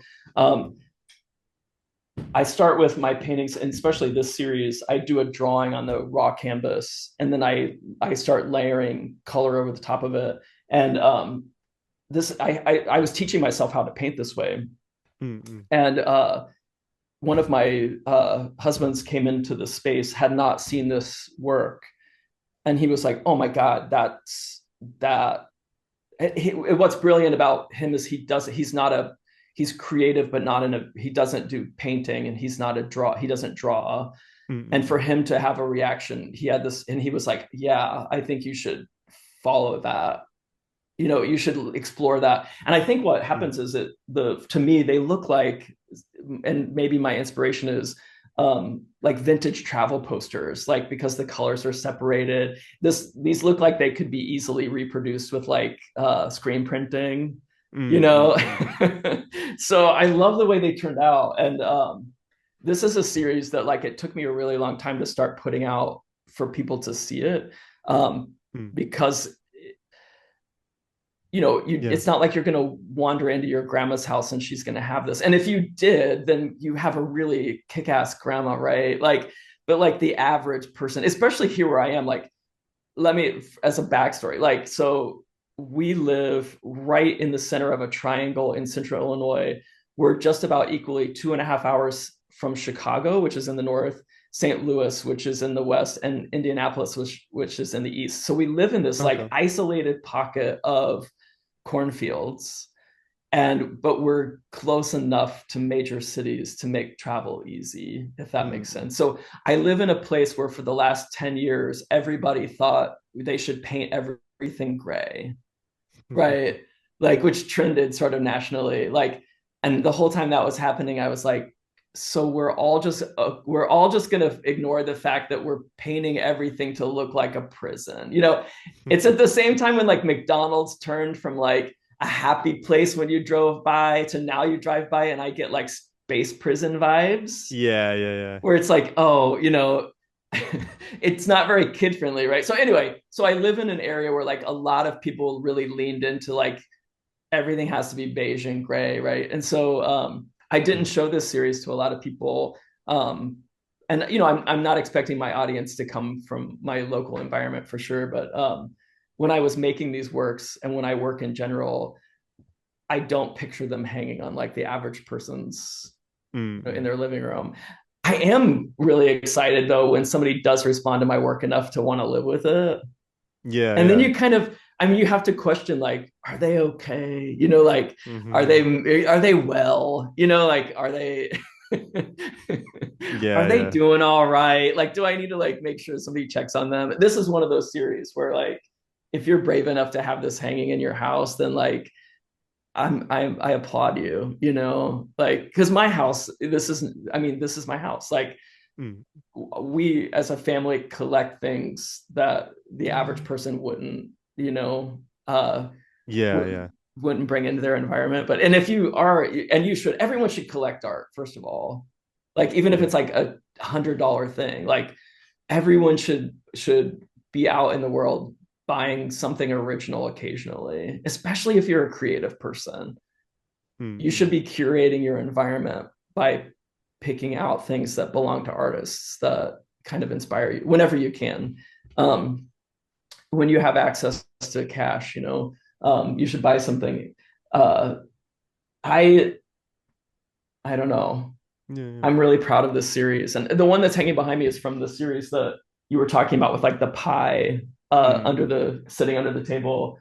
I think I'm up to about 7 pieces in this series, and this piece in particular isn't going to show, but there's a piece from that series that I'll share whenever I when it gets hung in the exhibition. It's going to a Midwest show in Indiana. It's going to hang as part of a group show of artists that are living within the Midwest here in the United States. So Nice, I'm nice. excited to see people's reaction to that. But yeah, I love this piece. So you tell me what you think when you see it. Is it something that's like, that's really awesome? Like, Mm. I love Yeah, yeah. it. Yeah, it's really interesting. Yeah. Thanks. I feel like yeah, I feel like I'd have to see the full canvas, but Yeah. And then the uh rest of the pieces here, hold on. We'll do yeah, a yeah. cheesy thing and I'll just like see if I can get it back where everybody can see it. It's like, it's a cool piece. I'm Yeah, super stoked with those. yeah, I like the yeah, I like the especially the like the I don't know the way the bottom and the upper part juxtapose each other. It's Yeah. pretty interesting, yeah. Thanks. I've learned like I was watching I was taking a tour of like an exhibit using an online. Somebody had walked through an exhibit in somewhere in, it was probably London. I'm just guessing, but the person that they were speaking with as they were touring the exhibit had mentioned that within the last few years, social media has sort of added to. There are a lot of contemporary artists who don't realize that they're splitting their canvases visually, or they'll have like one image happening up here and one image happening down here, and that they believe it's an effect of our, Mm. because we're scrolling continuously, and so we're as human beings, we're sort of uh, absorbing and we're taking in visual information on this device that's sort of, you know, and if you Yeah. scroll through Instagram, it makes sense because like if you're scrolling through Instagram, it's like you'll see a beautiful picture of, you know, some mountains or whatever, and then the next picture will be like, you know, whatever, like a advertisement trying to sell us something. And I think, you know, Yeah. it makes sense to me that canvases would start to split the same way that like if you saw like, you know, in the 60s and 70s how art developed. Well, Warhol specifically, like it comes from an advertising background. Right, So it's right. people flipping through magazines. And there's like a Yeah. dozen contemporary artists that come from that time frame that all their work came out of magazines, because Mm-mm. it's what we were faced with every day. And so that's why I think that the split comes from that. It was like my need to like, that's from my subconscious, by the way. I didn't do it intentionally, but Mm-mm. I needed to put these two things and create a Interesting. world for them that felt like it had tension. Yeah, yeah. And yeah, and I love the color palette Definitely. of these. I would say there's at least a handful of them that are these like shades of pink. Um, Mm-mm. I like the way they turned out. They're really fun. Yeah, uh, I kind of do that same thing um of wanting to paint and draw the same subjects over and Yeah, over and over again. And yeah, I have a series of lemon paintings I've been doing, and I don't know why, but yeah, I like to paint lemons just a lot. And yeah. um And you should go with it. And maybe that's something that will come up in your work like forever. mm-mm. Like if you get on my Instagram, there's like a little reel that I did. It's a black and white drawing, and it's of a car. And if you watch the reel, there's probably 40 different shot. I've drawn that car so many times. I have tubs of Mm. stacks of paper that are just that same car in different states of decay or being overrun by plants. They're very abstract looking, lots of them, but it's just I've drawn that car over and over and over and over and over and over and over and over and over again. And it's like that concept shows up in my work a lot. So definitely lean into that. Do the lemon Yeah, thing. yeah. Yeah, it's like I mean, yeah, uh I mean specifically, I mean, yeah, I do have paintings of lemons just by themselves, but it's like specifically like a lemon in a bathtub. Got it. Yeah, and Where do we go to see which your work? which I Tell could show you me. that. It's just Like, my Instagram. Yeah, nice. you can see it on my Instagram. Yeah, I could Great. send you that if you want. Yeah, for sure. I want to see Yeah, your work. I've done plenty of. I don't know, I think it was like maybe originally something I thought that was like funny, but I don't know, it just stuck. Um, Yeah. And I think that sounds a lot to me. Like you had mentioned being drawn to my piece of work where like the pie is just sort of there. yeah. It's like in the back of your head when you're the viewer of that painting, and I'm picturing the one that you're talking about that you've created, that like a human being had to be in the act of like placing that object in the space, right? Mm-mm. So you have to this whole world starts being created in your imagination of like what it took to get that object into the space, and why is it floating there, or why is it laying there, or why is it, and that is funny. Yeah, yeah, yeah. Right. Yeah, Yeah, but also with the skeleton painting, yeah, sure. what exactly um or I guess uh yeah, why are they exactly skeletons, I guess? Well, it's like I think so. What I did Mm. when the source material for these things, the manzanita berries, those come from a book that I found that was teaching people how to draw sort of in an arts and crafts way. And so what is that time period? So we're looking at like the beginning of Frank Lloyd Wright's career or something. So this was like Mm. a children's like book that was teaching people how to draw in sort of an arts and crafts style. And then the men in suits, those are Okay. things that I like, images that I found. Um, and then like the urinal, like it's just an image that I found that I've reproduced. But when I was putting them together, there's a lot of work. It's like human beings also, we have to, as we're here on this planet and having an experience, we're sort of asked to gender or to accept and to sort of become a part of this like accepted gender idea, right? So like who are we and where do we fit into that matrix of understanding? And so I wanted to play with that because so when you first look at these paintings, the human mind says, well, those are men in suits, right? And so I put them in these skull masks because I wanted to take away this. To me, the skeleton is the one thing that when it's left bare and on its own, the average person can't walk up and go, that's a man, that's a woman, that's, you can't Mm. see race, you can't see any of those things. The average person can't pick up a skull and go,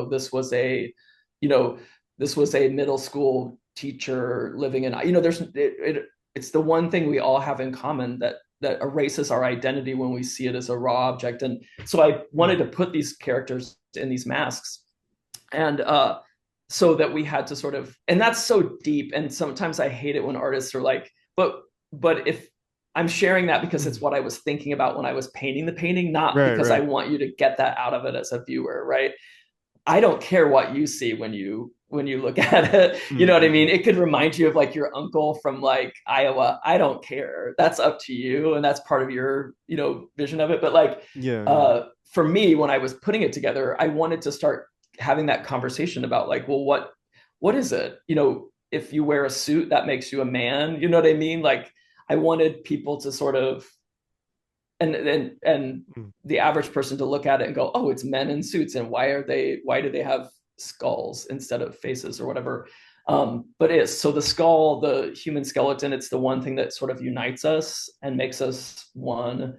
And then the idea of like, why are that suits have to be a masculine thing, that's such an interesting thing. And for me as a human being, I've been I sort of thrive as a person in between these transition places. And so like, why is a suit a masculine thing?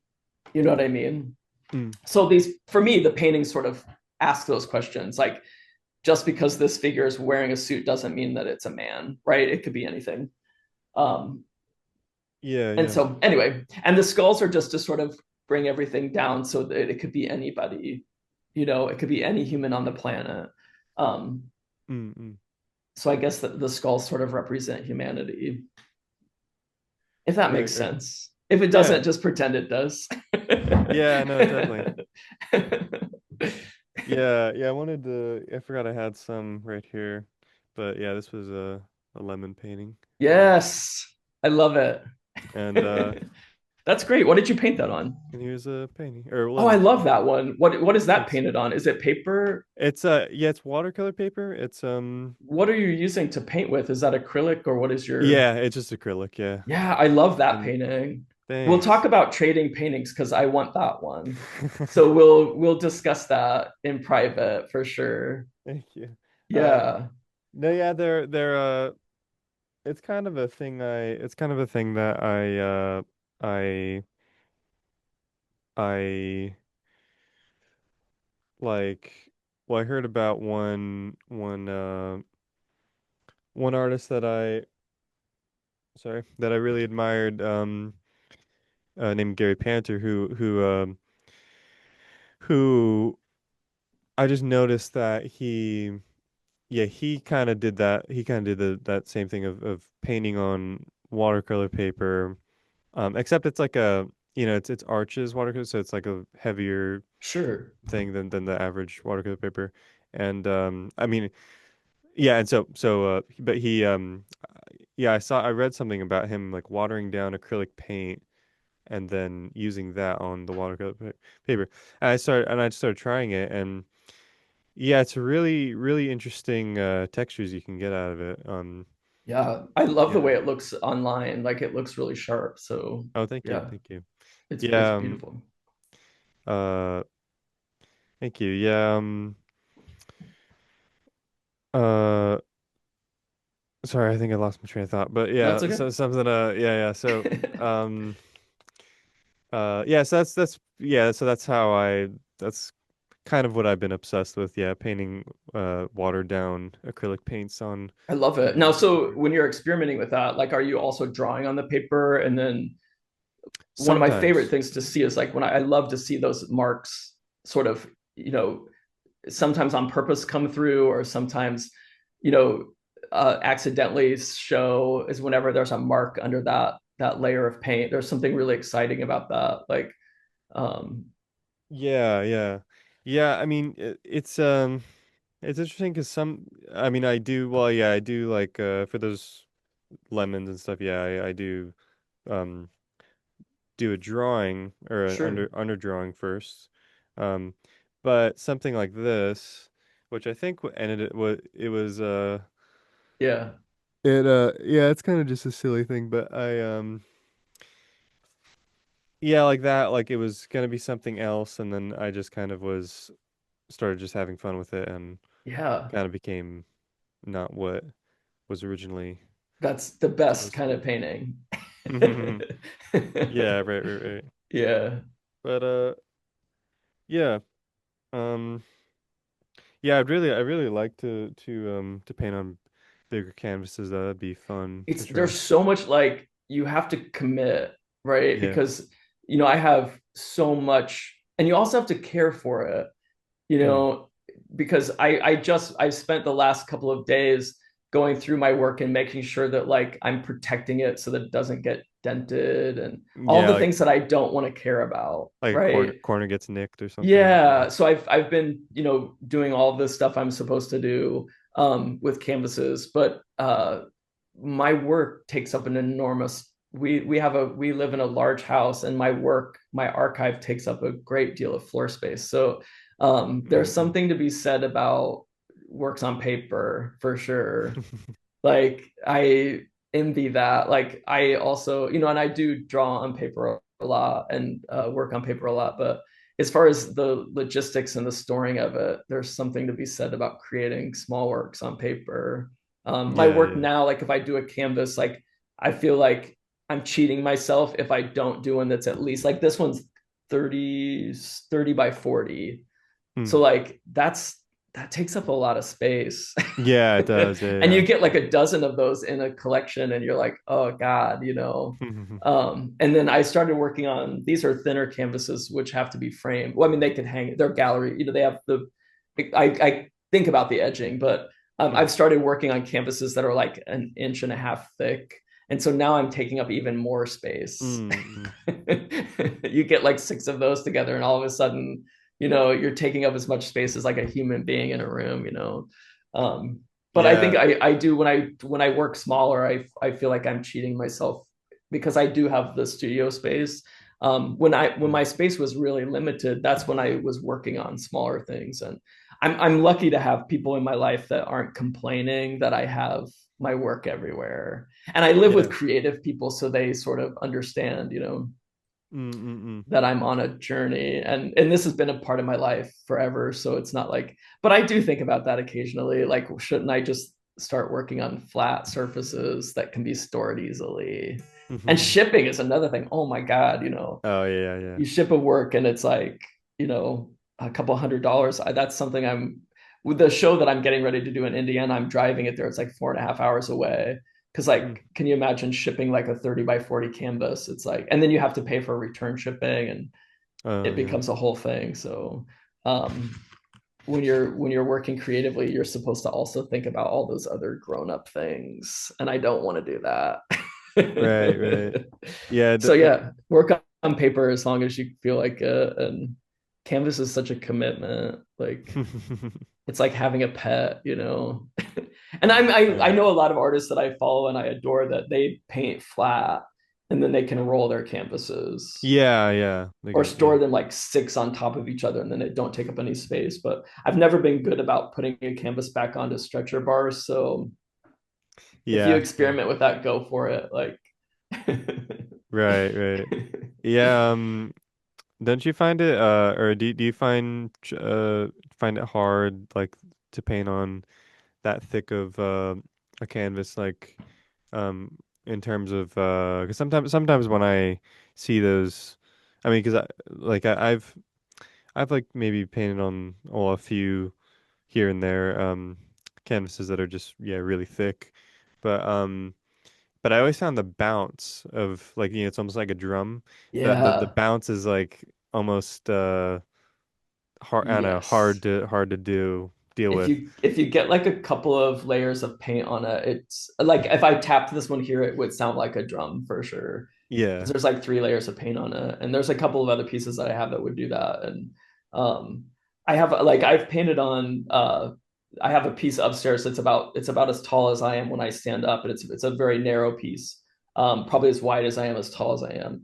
And I painted that on like I made my own stretcher because I wanted it to be like 4 inches deep, the canvas. And Mm. I use painter's drop cloth from like a Home Depot or Lowe's or something. Like that I washed it first, but like that unbleached, like, Mm. muslin material. And after it got a couple layers of paint, you could hit it with drumsticks and it would sound like a drum. But that piece, oh my God, it's giant. And it's because it's stretched. I mean, it takes up the physical space of a human being. It really does, Yeah. because it's my dimensions. And it's like, that's a commitment. Again, you're making me feel very lucky that I live in a house where people accept that I physically take up space. Oh yeah. So tell me, what besides your painting practice, like, are you experimenting with like three-dimensional works and like sculpture and things like that, or are you just focused with playing with paint? Yeah, just mainly well, drawings and in painting. Yeah, I do draw a lot, probably more than I paint. Yeah, and but I do make zines, which I don't know if those could be um Yeah, tell me about that. What is considered that? a three-dimensional thing. But basically like it I mean, have you heard of like fanzines like Yeah, yeah, so it's pretty much that same idea. Kind of like a just a DIY kind of magazine. But yeah. it's yeah, I have one I right did here. when I It's was I think I was probably 19 or 20 years old. I lived in Champaign-Urbana, and some friends of mine did a magazine. They actually published it. They would literally go and deliver it. And I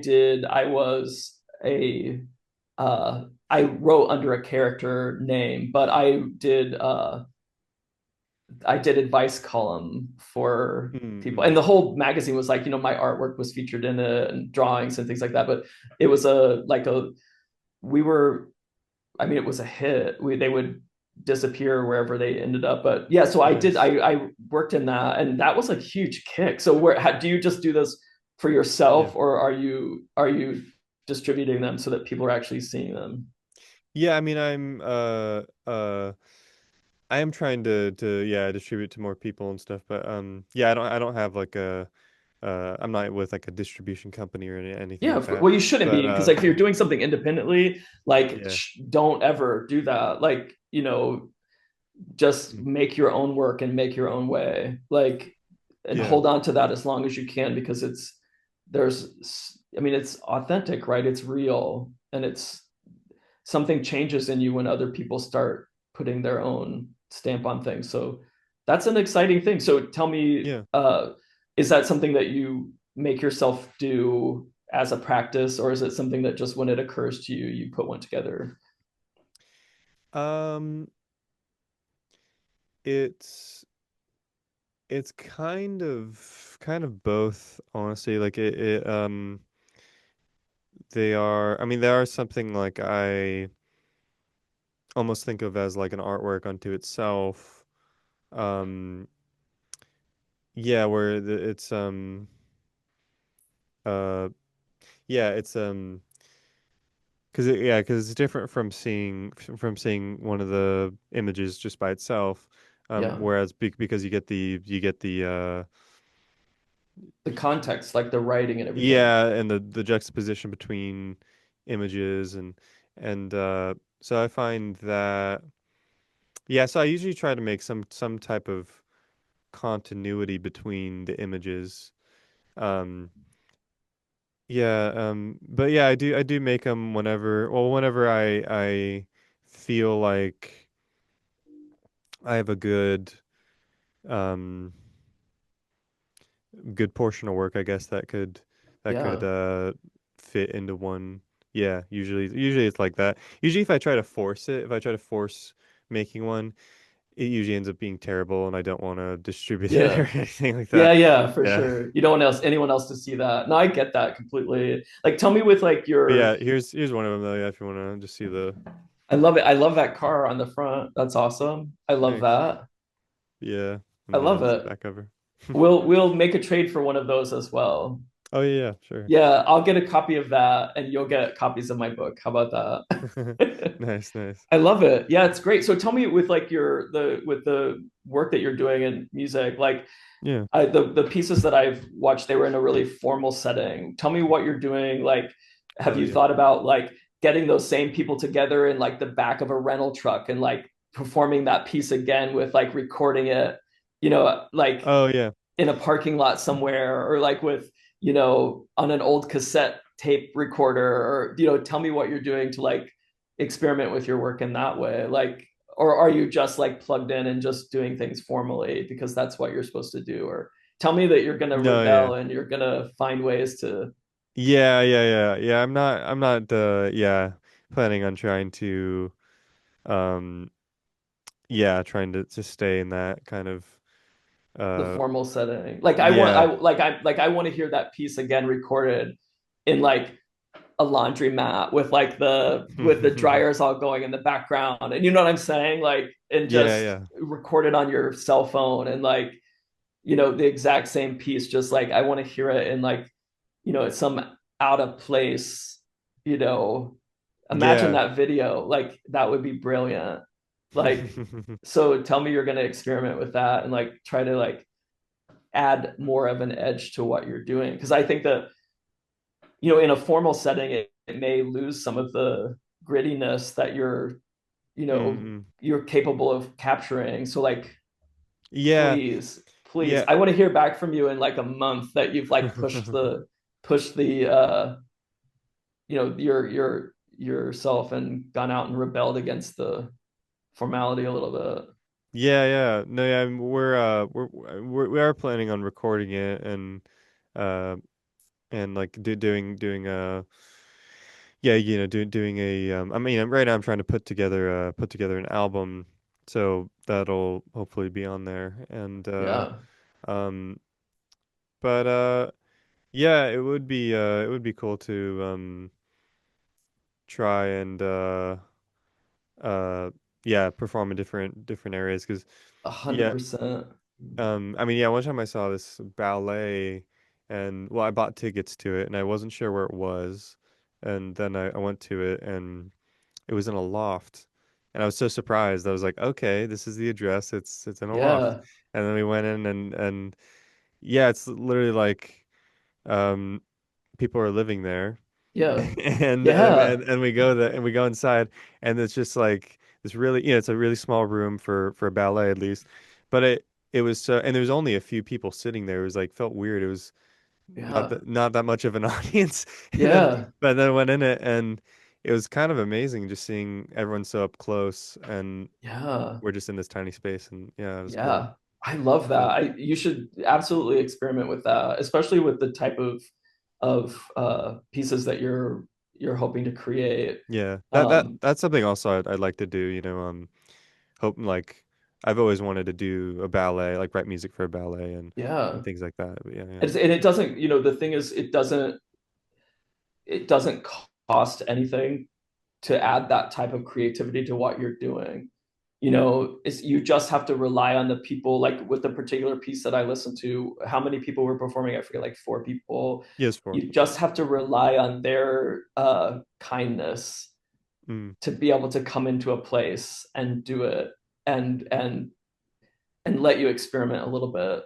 Um, but I'm sure that you're working off of. I see a keyboard going on and all that stuff. Like, mm. um, you can experiment with things that don't cost any money that could be visually stunning too, Yeah. considering the quality that you can get from like a cell phone. Like, you know, that again, that piece like played out in a car wash somewhere. I'm not joking. Like, you know what I'm saying? Like, and to be able to play with the acoustics in that space, not one that's like an automatic, Mm, but like, an old fashioned, you've got to spray off your own car. Like, there's some really great, and that's such a interesting thing to do and to experiment with. Is mm, to mm. further that idea of creating that atmosphere, and see if you can't bring that in and apply it to like a very domestic scene, like the car wash or the laundromat, and see what happens when you let it expand into that space, right? Right, um right. You can be Yeah. just lean into that creativity and and beg, borrow, and steal until you. Because if you're working visually and you're working musically, like you have to eventually allow those two things to come together in a really big way, right? They Mm. can't live separately forever. It's like the universe is lining you up to make those two things happen simultaneously. So why not go for it now and say, well, how can I do this again? And, where can I stage it that it's, has that visual layer to it, and record it and post it again, right? Mm-mm. See what happens to it when it's happening outside or when it's happening in somebody's kitchen or wherever the space, whatever, but start experimenting with that idea of how do you play visually with it.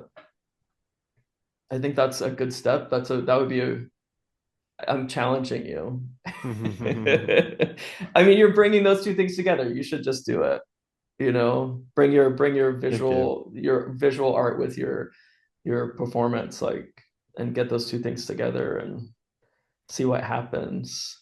Like I said, when I was younger, I loved creating, and we did it on a weekly basis. Like, we created a magazine, and it was like, Mm. a bunch of 20-year-olds running around, you know, pasting things into a page, and then it would go to the printer and it would do all these things. But what I loved about it is that sense of collaboration. And I think you would find that as you explore with putting the visual art uh and your music together, is that you're going to have to start relying on other people to sort of see your vision, and to also to contribute in some way to achieving something, Yeah. um, of how you set out. And of course, when you're dealing with human beings, you'll sort of head for a particular point and be taken off in some other direction because all the pieces won't add up in the way that you want it. So I guess that you'll have to be forgiving of that, and be willing to accept whatever comes along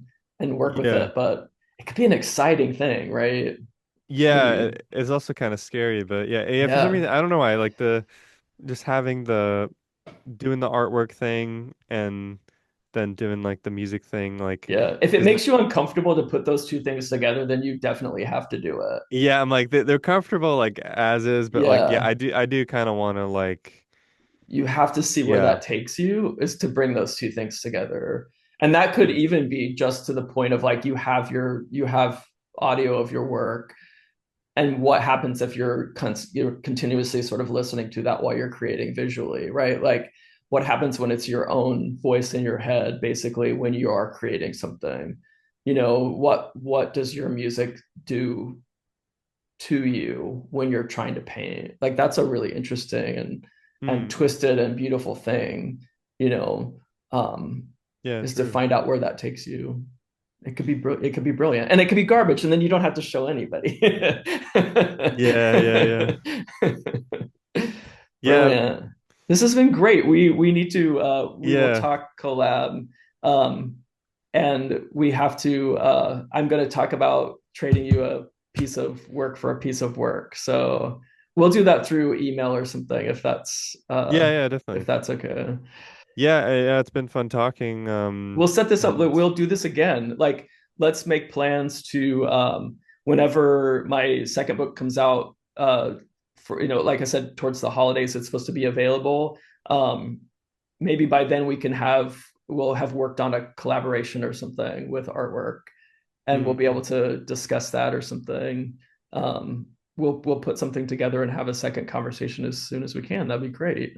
yeah, yeah, yeah. This has been fun. Cool. It was good to meet you. I'm so happy that you reached out and that this all came together, and whatever and whatever and whatever. Um, it's been a really great. I don't know how long we've been talking. Has it been a couple of Yeah, I hours? think I think it's been like 2 hours. Oh my God, that's pretty brilliant. Um, Yeah, I think this might be the longest one oh my I've God, done. I don't think I've done anything yeah, this long before. that's great. I've had a blast doing it. I feel like I have to dash, but this has been really Yeah, yeah. awesome. And let's talk. So I'll reach out through email, and we'll talk about getting a collaboration going for like a magazine, like a actual book. we'll try Mm, to create something. I'll let you yeah, pick definitely. if there's you'll decide like subject matter and all that stuff, and then I'll just add my own spin to whatever it is that you're creating. All right. Yeah, yeah. Yeah, that'd be That's great. So, sounds fun. okay, we'll touch base and we'll get back together and do this again really soon. So, this has been Yeah. a lot of fun. So, I appreciate it. Yeah, yeah, yeah, no, yeah. Yeah, I appreciate it too. Thanks for the Yeah. opportunity, and I will be in touch as soon as I can. As soon as I'm off of here, I'll send you an email. Cool. All Yeah. right. All right. It Well, was good thank. to meet you. Yeah, you too. You too. Yeah, it's been a pleasure. And Yeah. also thank you everyone for watching. All right, Yeah, have a absolutely. As soon as you get this in, when will you put this out for people to see? And I will try to get people to engage with it. And Oh yeah, yeah, definitely. Um yeah, you'll let me yeah. know for Yeah, sure. I'll let you know when yeah, yeah. Great. And then We'll feel try. free to like whatever artwork that I've sent you, if you need to use it for promotional purposes, you're welcome to do that, to use, bits of my Okay. work Cool. for, banners or whatever you have to do with it, for sure. Okay, yeah, awesome, yeah. Yeah. And if there's anything that's on my Instagram that you'd rather use, just let me know and I can send that to you through email as well. So Yeah, yeah, great, this has great. been great. I appreciate it. So I'll Yeah, talk me to you too. soon and then we'll get back to this and we'll do it one more time. It'll be great. Nice. All right, well, All thank you, right. Timmy. I'll see Yeah. you. Yeah. Good to meet you. See you.